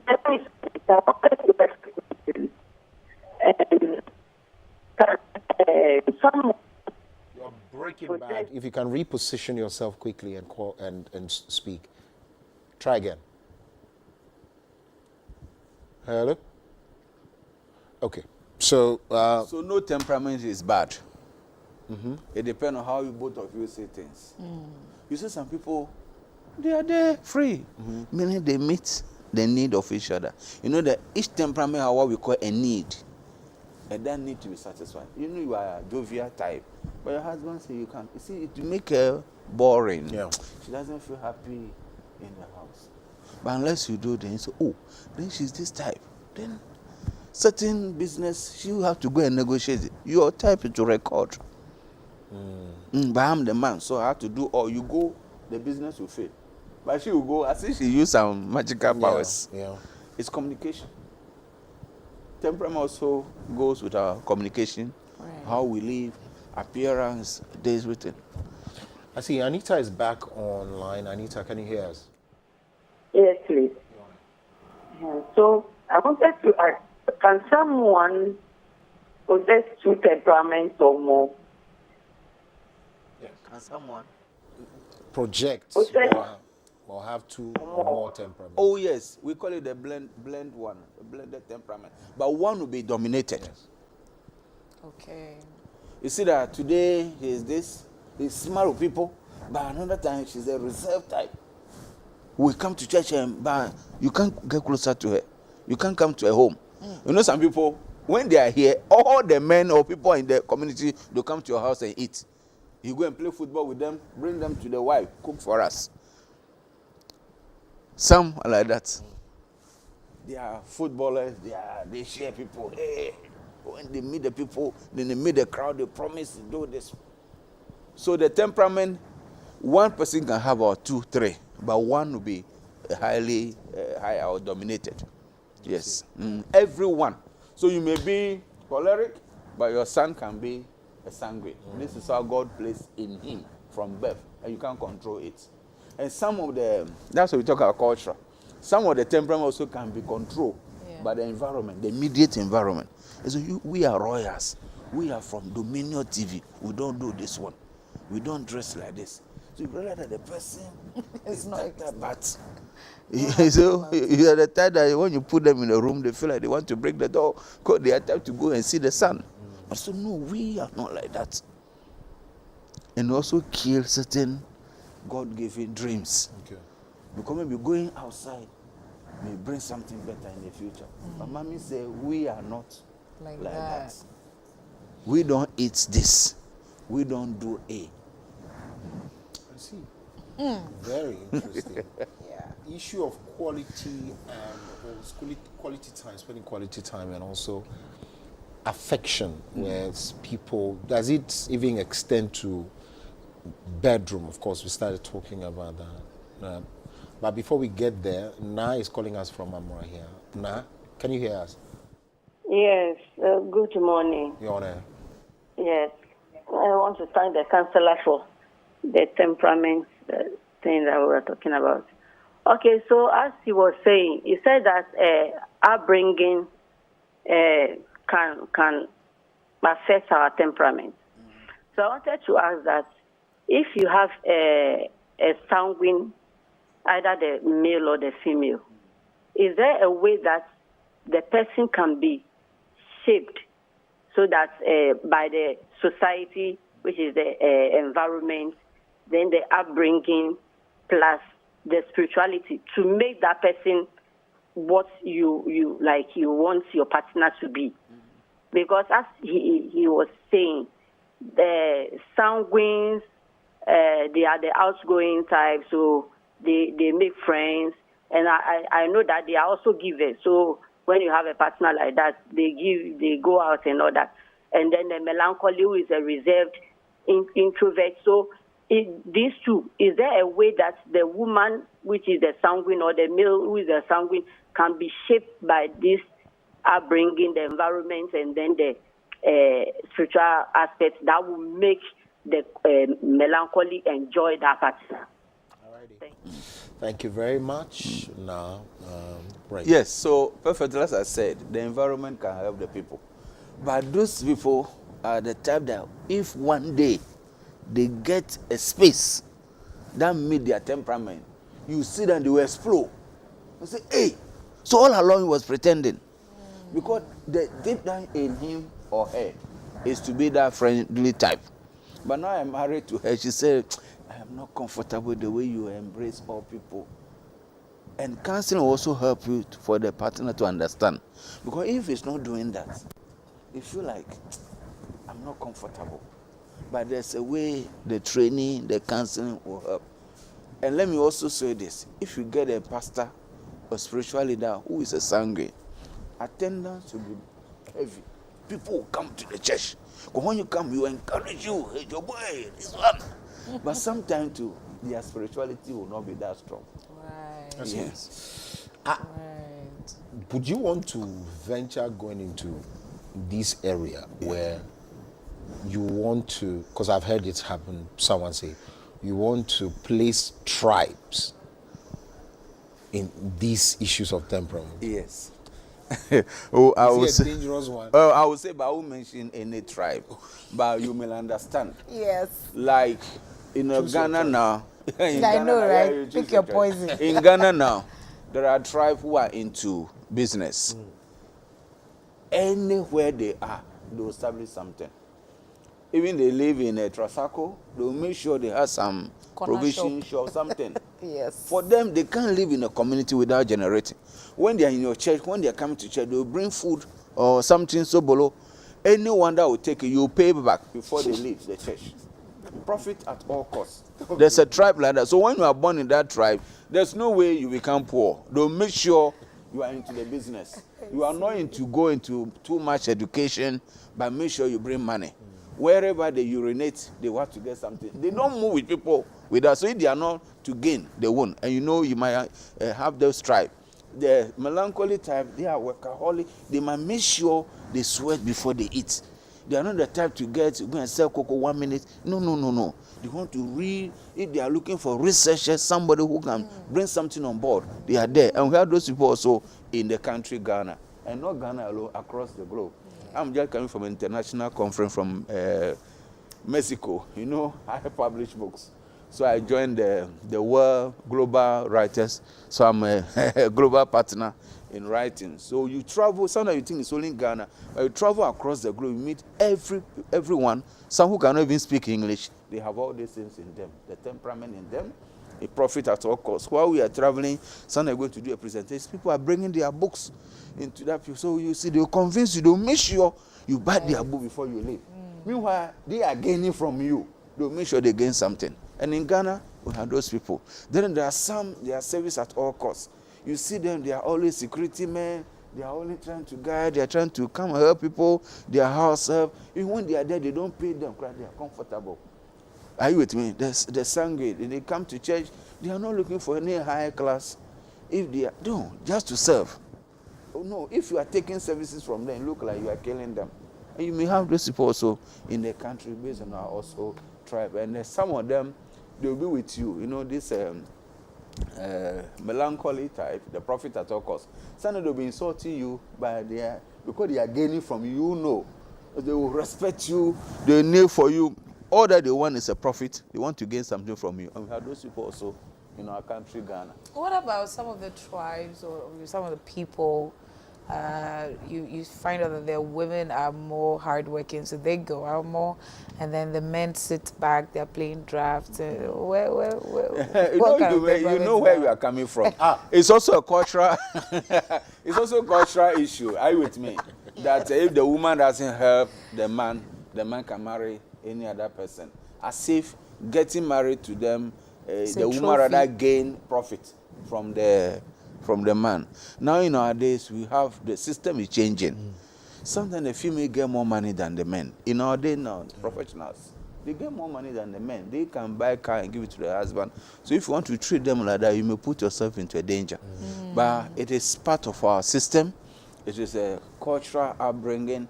The woman have to stay in another house and cook and travel, take now Uber and give the food to the man and go back. And the man will not even ask, where do you get money to? Well, because he's a man. He have to be in charge. So when you come to counseling, psychology, it shapes you. It puts you into a different mood. Frankly, the way I see things those days, it's changed. Even when I was young, it has changed. We don't argue on any petty things. Yeah, as we are sitting here, if she will be worried about certain things, I should understand. There are hormone changes and stuff. So now back to, I think you asked a question on love languages. When any temperament is in love, psychologically something happened to our body. There's a hormone in now called dopamine. When you started dating with a female and a male, started calling, WhatsApping, that dopamine released something called some excitement in you. So even when you hear the name, you feel like you are seeing her. It is that period that you go and sleep. You dream about her, like you are touching, holding her. It's a dopamine at that stage that helps. So I do presentation on TV, radio, on what we call the stages of marriage.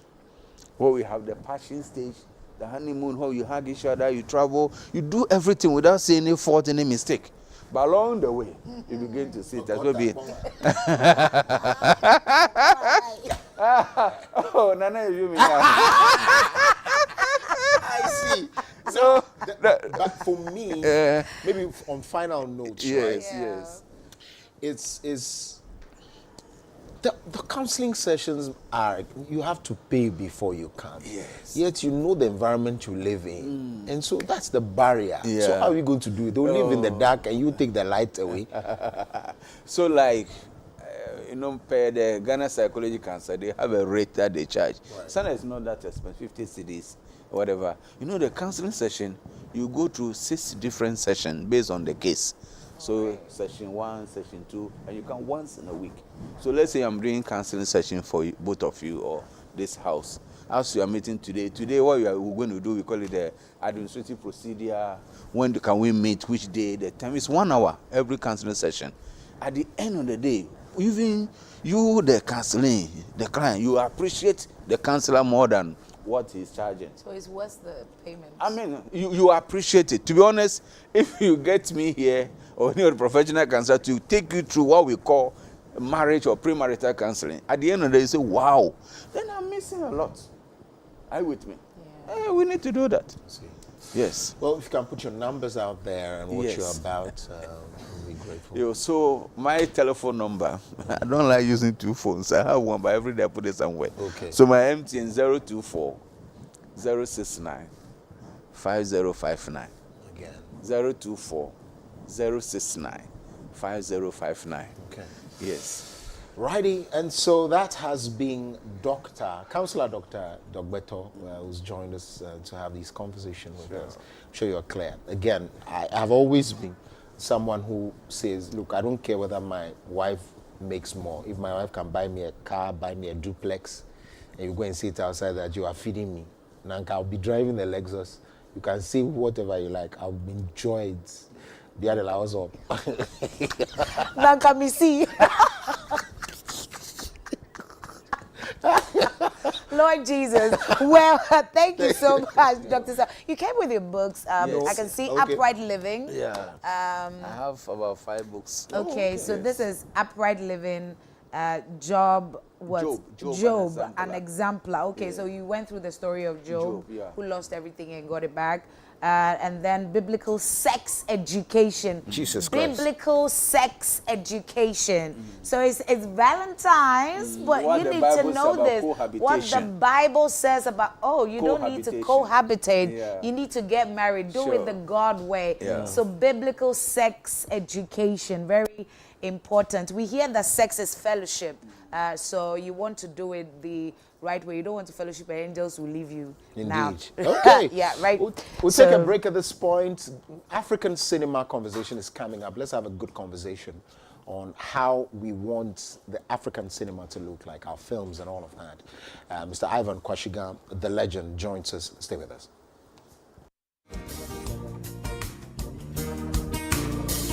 We're going to teach you this song. Come on, sing it. I said, whoa, whoa, it all comes down to love. Oh, oh, oh. That's the only word. Sing it again. I said, whoa, oh, oh, oh. It all comes down to love. Oh, oh. Michael, you can come join me on stage too. Listen. Said talking heads talking to us on the television. Silver screen preachers, politicians say they got the answers first. They want to squeeze us. Send a little money, what a tax on Jesus. Fix it with a prayer, fix it with a dollar. Anybody out there ever want to holler? Oh, oh, oh, oh. It all comes down to love. Oh, oh, oh, oh. That's all I want to say is oh, oh, oh. I can't hear you. It all comes down to love. Oh, oh, oh. Second verse says, self-help guru, got a bestseller. Talk show host, got a drag queen bank teller. 1-900, look into the crystal. The NRA says you better buy a pistol. Made a little pill, but it might cause cancer. Just a cheap thrill when looking for the answer. Now tell them the answer. Oh, oh, oh, oh, oh. It all comes down to love. Oh, oh, oh, oh. You loving me loving you. Oh, oh, oh, oh. It all comes down to love. Oh, oh, oh. Third verse says, suits on Wall Street, they make another million. Dinner on the back street, talking to your children. You cry for help, nobody listens. You lay awake at night, wondering what's missing. Who can put an end to all the confusion?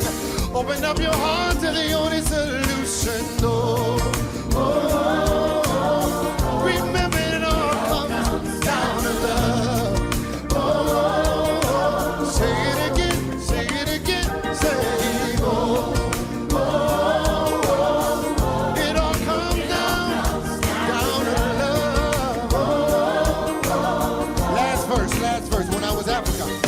Sing it up in Joburg, tell it in Soweto. Sing it in the gold mine and in the ghetto. The blood of Hector Peterson crying for apartheid. Tell it in Washington, the dream will not die. Bishop Desmond Tutu, Nelson Mandela, Martin Luther King, they only want to tell you. They only want to tell you. Oh, oh, oh, oh. Said it all comes down to love, yes it does.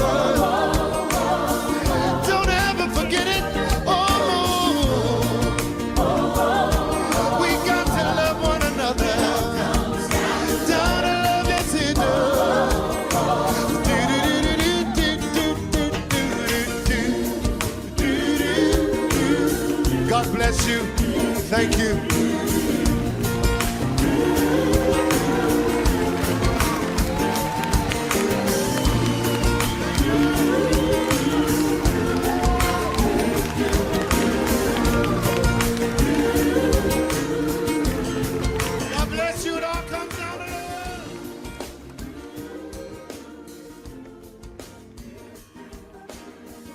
I'm old school. I'm young, but I'm old school. Old school at heart. And so I love the music. Love it. And so thank you very much, Pastor Osofo Davis Hazel, for getting that music through. Alrighty. Well, let's get into a conversation around African cinema. I know that you have had the fight within yourself to talk about how you had movies of yesteryears, how quality they were, and now what you're seeing. In any case, some countries they have non-existent film industries and all of that. So let's get into that within the short period of time that we have. A legend has joined us, a man who made our days as young people. Of course, the old will also tell you, from the days of Things We Do for Love, they created stars, people who enjoyed and are still enjoying that particular one. And of course, Yolo also came in to connect to the Gen Z guys, still same quality and all of that. He's here in the studios with us, Mr. Ivan Kwashiga the Great. It's good to have you. You're in white. Any news? No, but it's my signature. I like to look clean. Okay. Clean. Yeah. Holy. As for us, those who are wearing black, No, I think that is because whenever I'm in white, some people tell me that, oh, this is really nice. Okay, all right. You know, you tend to do what people say is good. Yeah, right. Yeah. You didn't come from your father's upbringing? My dad was a military person, so they were the greens. Okay. But the ironing, I mean, yeah, that one, yes. Yes, it came of from course. there. All right. It's good to have you in the studios. Right. You have engaged in a lot of conversation as far as the film industry in Ghana and Africa is concerned. In recent times, I've seen you at, forum organized by the National Film Authority. Yeah. I know it was set up not too long, but tell me, do we have a clear-cut film policy, just like how people have foreign policies? Do we have a policy regarding how film is produced, the value chain is covered? Do we have it in place? Well, in terms of the paperwork, we have the act that has established the National Film Authority, which is to streamline the process of filmmaking in Ghana. But in terms of the execution, in terms of an industry that would know how things are done from pre-production through production to distribution and exhibition, we are still, grappling with a lot of challenges. So yes, we are in the process of putting together the structures. We're in the process of developing the talent, the crew, including the cast and all that, to take up these difficult challenge. But I can say yes, we have an industry. We used to have the Ghana Film Industry Corporation, which was GFIC, that was sold. At the time, I would say that we have some semblance of a film industry. But at the moment, things have become more privatized. So you realize that people that are entrepreneurs that want to go into that industry tend to cut a lot of corners, and a lot of things are not done the way they're supposed to be done. So this is where the National Film Authority is supposed to come in to streamline things, to get things going. I see. Yeah. Before Biadela comes in, you have been one that has produced movies that people relate to. Yeah. So you throw it out there and, all of a sudden everybody, the craze is there, they want to watch it more. I have read that it is only people who have researched that get people to that. Does it come from a research point of view, or to you is just experience? Well, every creative, you need to have the third eye to be able to, you need to be very, very perceptive. You just don't walk across town without noticing things that are happening around. If you are at a lorry station, you are seeing different characters there. You're seeing the driver's mate, you see the driver, you see somebody selling plantain and roasted plantain. You see all kinds of characters in their elements. These are all resources that you have to look at with a creative mind. Because once you start using that third eye, and you're seeing things around. You see them differently. So when you are presented with a script or a creative idea, you are able to go back into that memory bank and pick from there to put into your thing. It happens with actors. It happens with the directors and producers and all of that. Pusher's Walk, which he did, was something that I saw when I was very, very little, because I had an uncle who was a seaman who used to come, and in order to make people think that to know that he actually was a seaman and he's coming from the jets of the ship, he needed to walk like he was still on the sea, and the ship was swaying. She'll be blown away when you mention the galley. Do you know the galley? Galley, yeah, the galley is actually where they eat, like the kitchen and the restaurant. So that is you realize that most of the guys that came from the sea, whoever, they called the walk the galley. You know, but then it was later on that I went offshore that I realized that, okay, so this is the connection to the name, the galley. And that is where that walk came from. So when you see things, even when you're very little, it should stay in your mind, so that when the time comes, then you pull it into your execution. Interesting. Yes, yes, I love it now. I should have a galley, a signature galley. I used to. Yes, that's very now true. I walk and then I'm crooked a bit, so there's no difference between my I know, right? Well, back to the whole policy conversation. Yeah. I like the fact that we have it, like you said, on paper, but how to... Okay, then we have the okay. No, that was not. Okay, yeah, that's Pusha with the galley.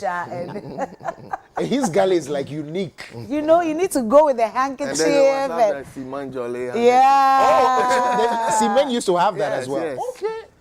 Simon Jolie. Yeah. So Simon Jolie. Yeah, Simon's girlfriend. Never knew. Yeah, it depends Where was on I all these while? It depends on where you wake up from. So it was Simon Jolie. I never knew, man. I see. So you were talking about the policy issue. Yes, I was talking about the whole policy thing. Fact that we have it on paper, we've had lots of discussions about it, but how to actually push it forward. And it looks as though we only see or we only hear us talk about it, and we don't know where it is going. Looking at the film industry now, do you think we have a future? How can we? Of course. Yes. The future is very bright for the film industry in Ghana. The fact is that film thrives on a number of things, not only policy, but also on the will of the people that are involved in that sector. We have a training school that has trained people, National Film and Television Institute, which is now Unimark IFT, has trained students for over 40 years. So it means that if we walk across your studios right now, we would see people who have been trained by that school. The same way, any production that is going on in this country, that is of good quality, you would find NAFTI students playing very key roles in it. And that covers the part of the human resource. Then you're also talking about equipment in terms of, so when you're talking about the human resource, not only crew, but also the cast. You have the School of Performing Arts has also trained thousands and thousands of people. And then there are also other acting agencies or training centers that have been producing people. Then in terms of equipment, we now have a lot of film equipment in town.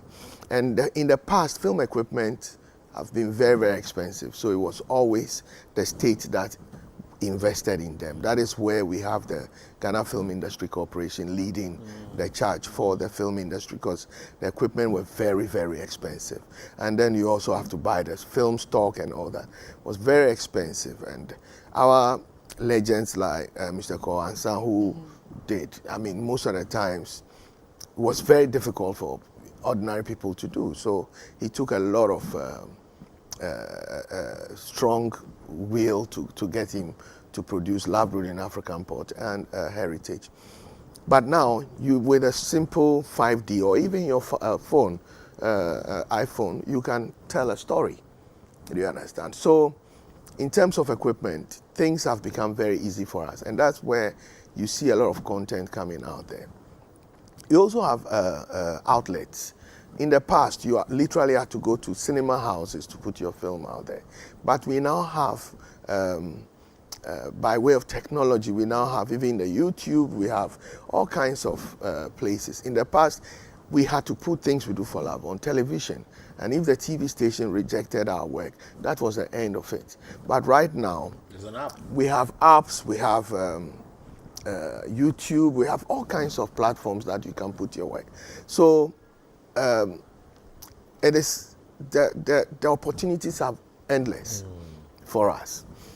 We have a teeming number of people who are young people who are interested in acting, which shows that the future is very bright for the industry. The only problem I think we have as an industry is the fact that the end, where after you've produced your content, how you monetize your project.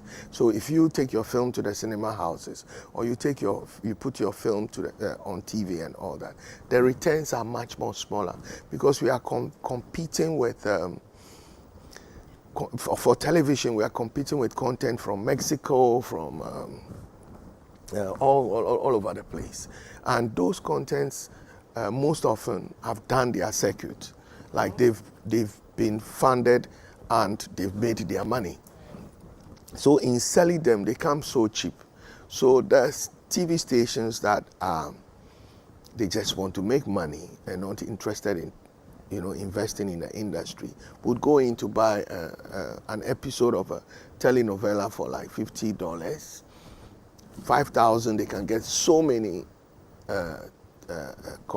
episodes, and then they run them on a TV station, put adverts in between it, and make their money. And it's so cheap for them to make so much money with, so that they don't look at the interest of the industry. So that's where the challenge for our industry is, that we are not able to make return on investment. I trust you, if we are able to solve that problem, banks will be running after us to give us money to shoot films, because you can guarantee that when you make the film, you will be able to make 3 or 4, 5 times what you have invested. So they will bring their... How do you make 3 or 4, 5 times? Are there practical ways to speak to us right now and say, solve this issue? We have 35 million people in this country. Okay. 35 million or more in this country. In West Africa, I don't know, film travels not only in Ghana. If we make a Ghanaian film here, it should be possible to be watched across West Africa and even Africa and the rest of the world. Now, even if 1% of the population of Ghana watches our film, what is 1% of 35 million? And each person is paying, let's say, 20 cedis or even 50 cedis to watch your film. That would give you enough money to be able to produce and continue to produce. Does that come from the streaming or? Okay, so in my effort to try to solve the problems that we have with showing our films in cinema houses. Remember, in the past, we had so many cinema houses. In fact, the Ghana film industry alone had so many cinema houses spread across Ghana. With the sale of the Ghana film industry, we don't know what has happened. Some of these film exhibition centers have turned into churches and all kinds of things. So they are not really operating as they used to. And then the video centers that we had before have also, we don't know what has happened to them. So it's difficult to really take your work out there. We do not have a company that is specialized in distribution of films, distribution and exhibition of films. So you as a filmmaker literally would have to go around to try to show your film. One, because you want to be sure that nobody is dubbing your film, because with the new technology, it's easy to just copy your film onto a pen drive. So you have to watch that. You have to go watch the gate to make sure that the number of people that are in are the number of people that the venue people are declaring to you, so you can make your money because you share it with them. And so, and then with the limited number of these exhibition centers, you can't quite make as much as you can. How many people would go to watch a film at, let's say, Silverbeds, if you release your film? Maybe in the first week, a lot of people might go, but then the next week it has not get. But then you may have spent so much in promoting your film. Can you imagine if that film, you get the release date and it is being released across so many cinema houses across Ghana? That would give you the leverage to make enough money. You get what I mean? So it is a very challenging area for the film industry. And so in order to resolve that or to solve that problem, we thought that how could we come out with use technology to leapfrog the challenge. And that's when we came up with Farmhouse Movies app. The app just operates like the Netflix and these things. But then the unique thing about this app is that you are able to download it like on your Google app or the Apple App Store, and then you can navigate it and see the film you want to see, and then you click on it and it would ask you whether you want to pay with mobile money or you want to pay with cash, with card, which means that you could use a MasterCard or Visa card to pay. Yeah, but connected to your bank account. And we have a payment platforms that we are connected to, so they enable that for us. So once you pay, you make your payment and it gets through, then the film you are allowed to watch it, just like you've paid your monthly this thing on Netflix. And we operate different models, so you can pay per film to watch, or you can pay for the month to watch as many as you want to watch. Now, the other thing that is unique about it is that we have a back end where if a Ghanaian filmmaker brings their film and gives it to us, we would be able to give you your access to your back end, so you can see how much money you are making, and then what is coming to you. So basically, that is what we were thinking that we could do. How has that helped you? We have over 300,000 subscribers now. Okay. It's growing, and we have not promoted it commercially because I figured that we were in the phase of experimentation. We wanted to see whether it is viable, whether it's something that can work. But then the response shows that it's possible. Now we're looking for some investors to come in so we can scale up to a point that could take us across. Our plan is to concentrate mainly on Ghana for now, and then later on to West Africa, and then maybe then we can go to Africa, and then the people of African descent across the world. That should be the possible answer to the challenge of the distribution that we have. Okay. So I hope that we will be able to get over it, not only with the app we've created, but also other people who are also trying to solve the problem of distribution. Because so the app again, Farmhouse Movies for now, but we have a plan of rebranding it to a new name so that it can be more generic. Because Farmhouse Movies was just connected to Farmhouse Productions, but we would need to at a point step aside so that it's something on its own. Yeah. How much does it take to make movies like? Because I'm biased towards this. We still have history that we have not told. So Kwame Nkrumah is there, Jerry John Rawlings is there, Ephraim Mamu, maybe General Gowon somewhere. There are stories around Africa that we've not been told. Why? It costs a lot of money to make films. You see what is happening in the U.S. A film can be made for about $100 million, $200 million, and the rest. A film like Kwame Nkrumah could cost over $10 million to make. So it means that it's a major investment, which means you need. So if you're going to produce a film, that maybe we are talking about 10 million. It may, the actual filming maybe just about 3 million or 4 million, but then distribution, marketing, and all those things come in, and because you have to send it across. By the time you finish all that, it could cost you about 10 million to make that film. Now, that aspect of the work, the marketing and promotion, is where your return on investment would guarantee your return on investment. So you have to spend money on that to do it. So film is not just it's not just the production aspect of it. You have to look at it holistically and be able to do it. But it costs a lot of money to make films. If you just concentrate on just the actual filming, you could spend the money to make it, but you might not get it back.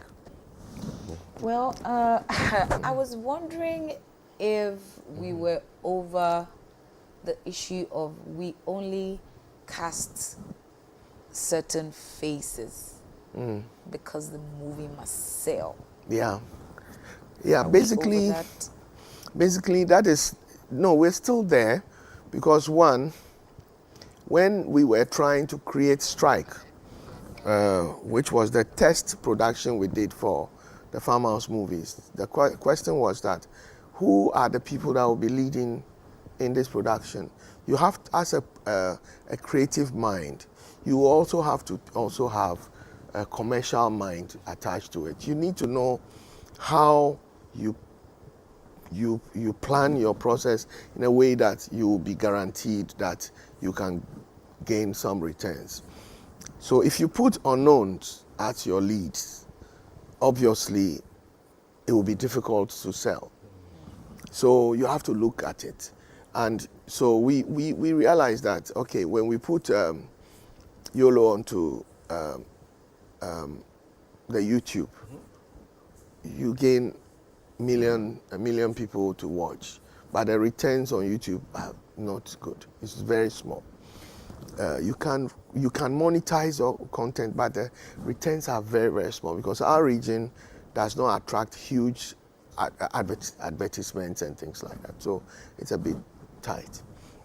Then, so if you are doing when we were moving on to the app, what we did was we looked at people that can bring viewership. So the casting, the lead actors have to be people that have following on social media. Right now, even if you're bringing people on your TV, you have to have an idea as to what is the following of that person. Yes. Now you are also creating your digital posters where you want to put people, you want to advertise your TV stations. And remember, things we do for Lab Days, you had only the one or two TV stations, and you sit down and watch. I mean, Thursday Theater, all those times. It was just one. But now you have over 100 channels to compete. How do you get ahead? And it is only when you feature people that have following, stories that can trend, people that things that would interest people, because people's attention span has become very, very, very short. People are watching things, so many things on the go. So sometimes by the time they get home, they are even tired to sit to watch any other thing. And some people can put on their TV and be on their phone and be checking things. So it means that you have to think of all these dynamics before you make your casting decisions. But doesn't that worry us? Because you said that we're producing lots of students. I mean, people who have gone through training and all of that. And the future should be looking good, because we're able to bring lots of talents on the market. Yeah. But if we're still casting, I mean, based on very, very genuine reasons, Where does that take the young people? So you see. Has he been a culprit of that? I have seen. Not him necessarily, okay. but I mean, he's but generally in that space. You see, you can, if you watch even my casting when we were coming to do YOLO.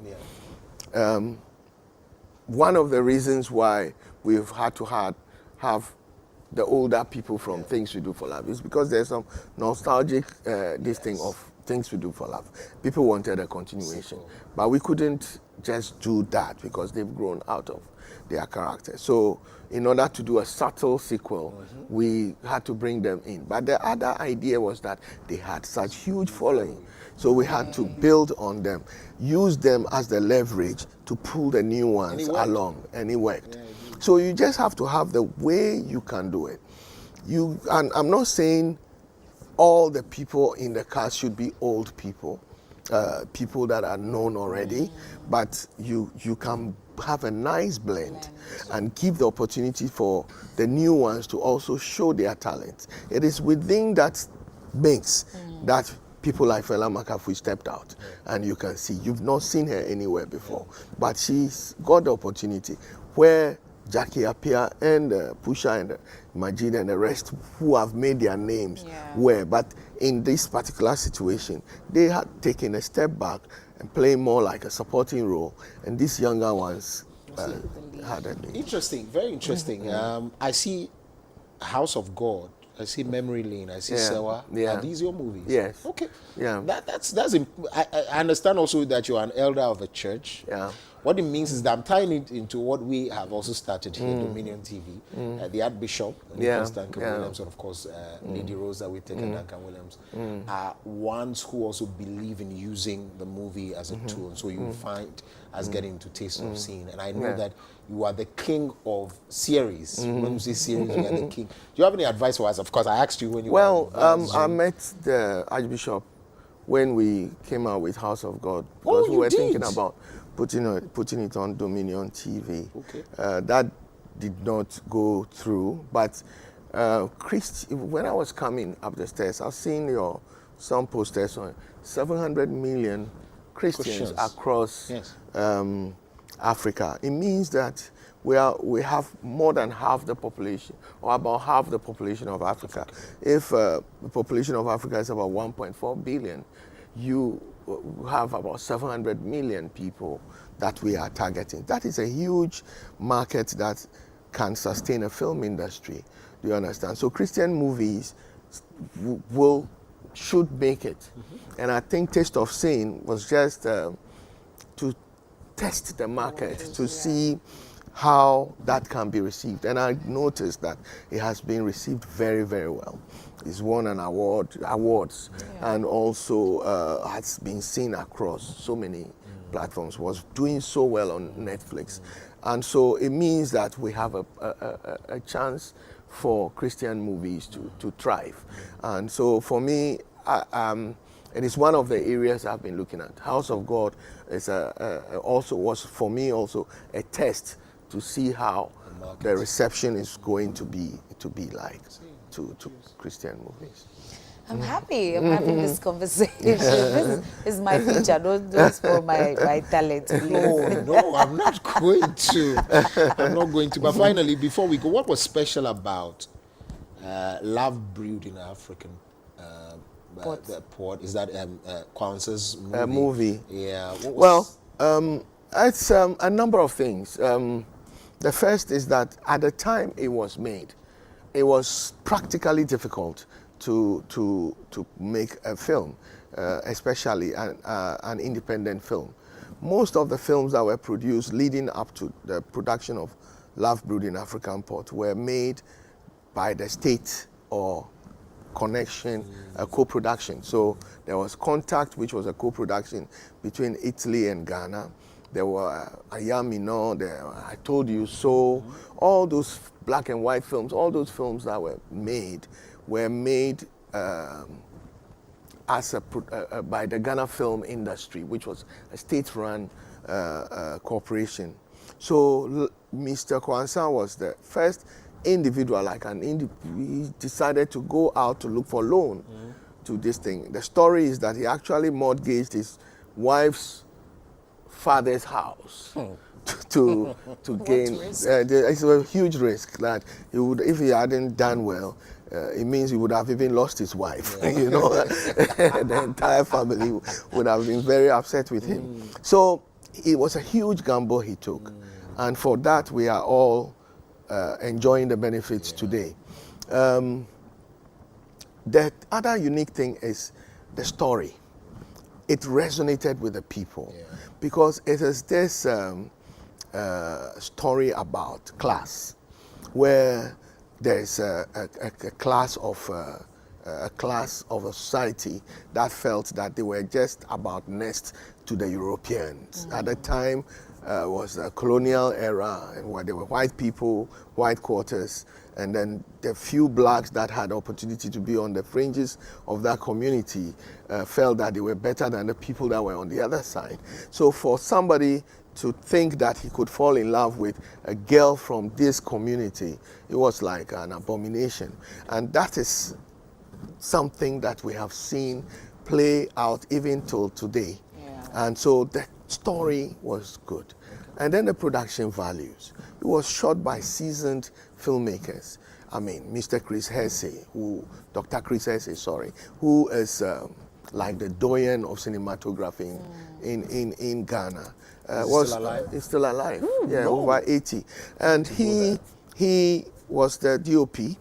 There were all the people that when we entered film school that we admired and we learned from, worked on this. And so this is like a test case of what filmmakers in Ghana can do.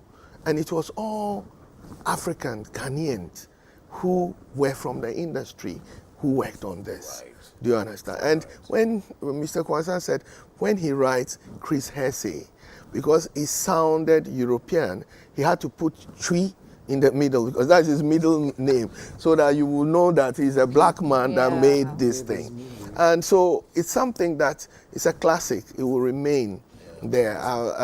Love Reading African Pot is a story that is told in every family. You have that fathers not being happy with the choice of their daughters and all that. Yeah. Well, Mr. Ivan Kwashiga does not like this. Biadela used to say that when you say cast is he doesn't like it, but you see how beautiful she is. Yeah, yes. I can see her in her production. I fixed you already. I know. It's not about who knows you, it's about who you know. we had wanted to get you so that we can have people even calling in, but we know you are very busy. He's on the set of a lot of movie doing production, so this is the only time we got him to come to studio. But we're grateful. There's a lot of things. We'll be celebrating you very soon as well. Amen. Because you deserve all of it. Final words before you go. Well, I'm very happy that you brought me here. I'm very sorry the last time I couldn't make it because it coincided with the production. But I'll do well next time you call me. I'll make sure I come. It's a month of love, so I wish all... ladies. All ladies. It's just ladies. We do. Month of love. Men body love. But of course, once again, we've not been able to get Chris at all. It's 1 a.m. around the United States of America, so you can understand. It's very difficult to wake up to do an interview, and so we'll see how. But he's out with the movie 9, and so I hope you go to watch that. Also go download the app Farmhouse Movies on App Store, Play Store, App Store, and so get it and choose your choice and watch, and let's make some money for the legend as well. It's been a wonderful time, isn't it? Yes, I've had a great time. Thank you so much for coming. I'd like also to add Mr. Maoli Semevo's issue. If we can, let's use this opportunity to ask people to support. They're on social media. There are numbers that people can donate to him. From here, I would go there to see him. Yeah. Sure. Thank you for we said it earlier about Thank you very much. So that's Mr. Ivan Kwashiga, the legend. I mean, once you talk movies, it's synonymous to Mr. Ivan Kwashiga in Ghana. And so it's been a wonderful time. We're back tomorrow to do it all over again. My name is Kokulumo. And my name is Precious Biadola. See you tomorrow.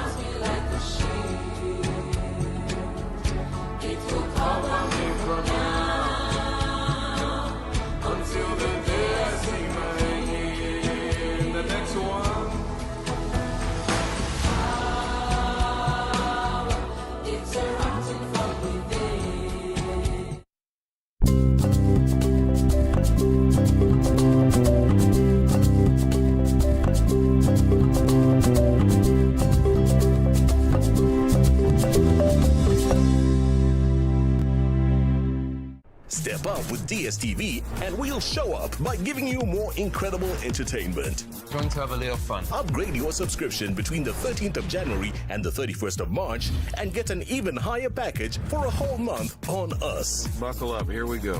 There's nothing better than putting a little bit in but getting a lot out. Time to boost some office morale. Incredible! When you want to build a future, you got to know what you want. Step up and we'll show up on your home of entertainment, DStv.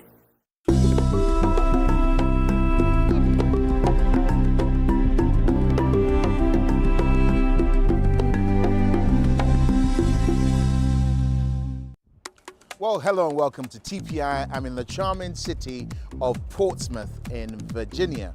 On today's show, a young woman whose search for love leads her to a life of drug abuse and prostitution, plus a young man on a mission to break the cycle of depression and suicide on black men. It's TPI starts now.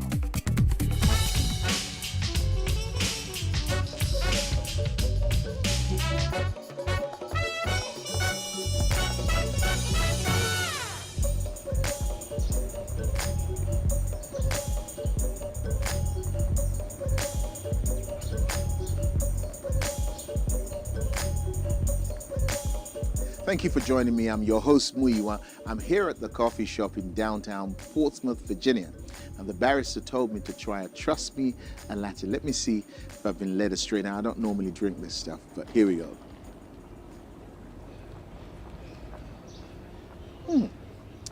Not bad. A great way to start off the show. Now, first up, in the early days of the fashion industry, models of color were non-existent, until one woman challenged what was thought to be the standard of beauty and changed everything. Ephraim Graham brings us this story. I always know you can change things. I've done it before. Who is Beth Ann Hardison? I started recognizing that she was this force of nature and this almost like philosopher. And then after the process of making the film, going deeper into the story, of what she had actually done, how she had conducted her life, I became a little shy of her because I became really impressed. Everyone's talking about diversity and inclusion. That directly stems from the work that Beth Ann did. Without her, the opportunities wouldn't exist for me to do what I love. She's like a second mother to me. That one shining light of kindness. How difficult was it to navigate how this story would be told? It was a very organic process, and I think that was a result of, deciding to work together as opposed to me doing a portrait of Beth Ann. It was like us both co-directing, and I thought, by collaborating, it would be a human adventure. I would be able to go deeper with Beth Ann, and it really did. We're all students of Beth Ann Hardison. You heard it first. She didn't want to be front and center, but she came to the realization that's kind of she had to, and she didn't think she had a story, if you can believe it. Like, she didn't really think there was a story to tell. She's the godmother of fashion. When I started, I was the first black-looking model on 7th Avenue. There was no people look like me. I knew the difference of segregation from childhood. These people thought that we were less. I let them know we are here. I got a chance to talk to your co-director, and one of the things that he said that surprised me was you didn't think you had a story to tell. Well, if if you're a real true just soldier, you're just a soldier. And you're doing the work. You don't sit around thinking, oh my God, this is so amazing. Someone should do a documentary about this. You're hoping that you make that move that works. You hope that you can make a difference. You know in your heart you can. You're counting on those that you're sort of like speaking to. But, but at the same time, you don't think that, until I saw all the footage, he sent it to me. He was so nervous. He said, I promise you, that was the moment I knew that I said it. Now I know. You've made me a believer. She realized she was the message. She represents this power. One of the things you said at the very beginning that touched me is you seem to always know that you could change things. And I'm curious, where did that come from that you felt, I can change it, I can change it? At some point, you just know that This is your journey. A lot of designers did not use models of color. No blacks, no ethnics. You don't know what it's like to be invisible. Where are the black girls? You made strides and then sort of departed the modeling industry, if you will, and then watched things fall apart. What was it like to see that you made this progress and it seems like things just went in reverse in your absence? Yeah. Well, you know, it just wasn't even in my, it's just that the game changed, that the industry changed. So all of a sudden, designers were hiring outside people like stylists. But you could see that the people who are doing it don't recognize what they're doing. They don't see it. They don't see it like I'm seeing it, or like people of color that are in the industry are seeing it. All of a sudden, you were there before, now you're being erased. She moved our glamour and our good looks into the arena of activism. She's a game changer. She sacrificed a lot. What inside you made you want to be an activist? What made you decide, okay, I've done that. I don't want to be an activist. Oh, no. Oh, my dear Ephraim. I didn't, want to be an activist or, an advocacy or anything. You just, I knew I had the audience because people in the industry respected me. And I knew that I could say things because I believed in them. My mother has enough ambition for the whole world. It's really hard as a single mom. I was scared to fail. She wants us to win more than anything. It gets a little challenging at times. But that's going to be part of your great story. I was telling someone, I said, well, I've known of her and followed her, but then I watched the film, I was like, wow, there was so much I just didn't know. But people who've known me for 25, 30 years didn't know that stuff. I just want you to know that you're in the majority of the company, because practically everyone who's seeing the film really didn't know all that. I don't know who I think I am, but I do be trying. Do you have a wish for the audience or a hope or takeaway that they'll get? I hope that people understand the history. I feel like so many people come out of the film saying, like, I had no idea. I had no idea that this happened. I had no idea that the fashion world had gone through this, racist practices. I'm not here to put anyone down. I'm here to bring everybody up. Without Beth Ann just having these press conferences and just kind of making everyone aware of that history, of where it had been and where it needed to go, history will just repeat itself. Once you meet this person, it's going to change your life. Let's shake it up. Amen. Sometimes you have to shake things up. The world is waiting on you to make a difference. You can watch Invisible Beauty on Apple TV. Stay with us, because after the break, a young woman is promised a life she could only dream about. However, finds herself in a nightmare. I was disgusted with myself. He had painted this picture of what life could be like, this glamorous life. I really hated myself. It actually took me into a deeper depression, because it was like, I have myself in something that I don't even know how to get out of.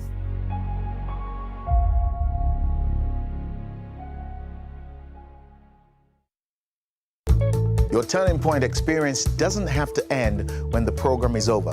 Follow us on your favorite social media.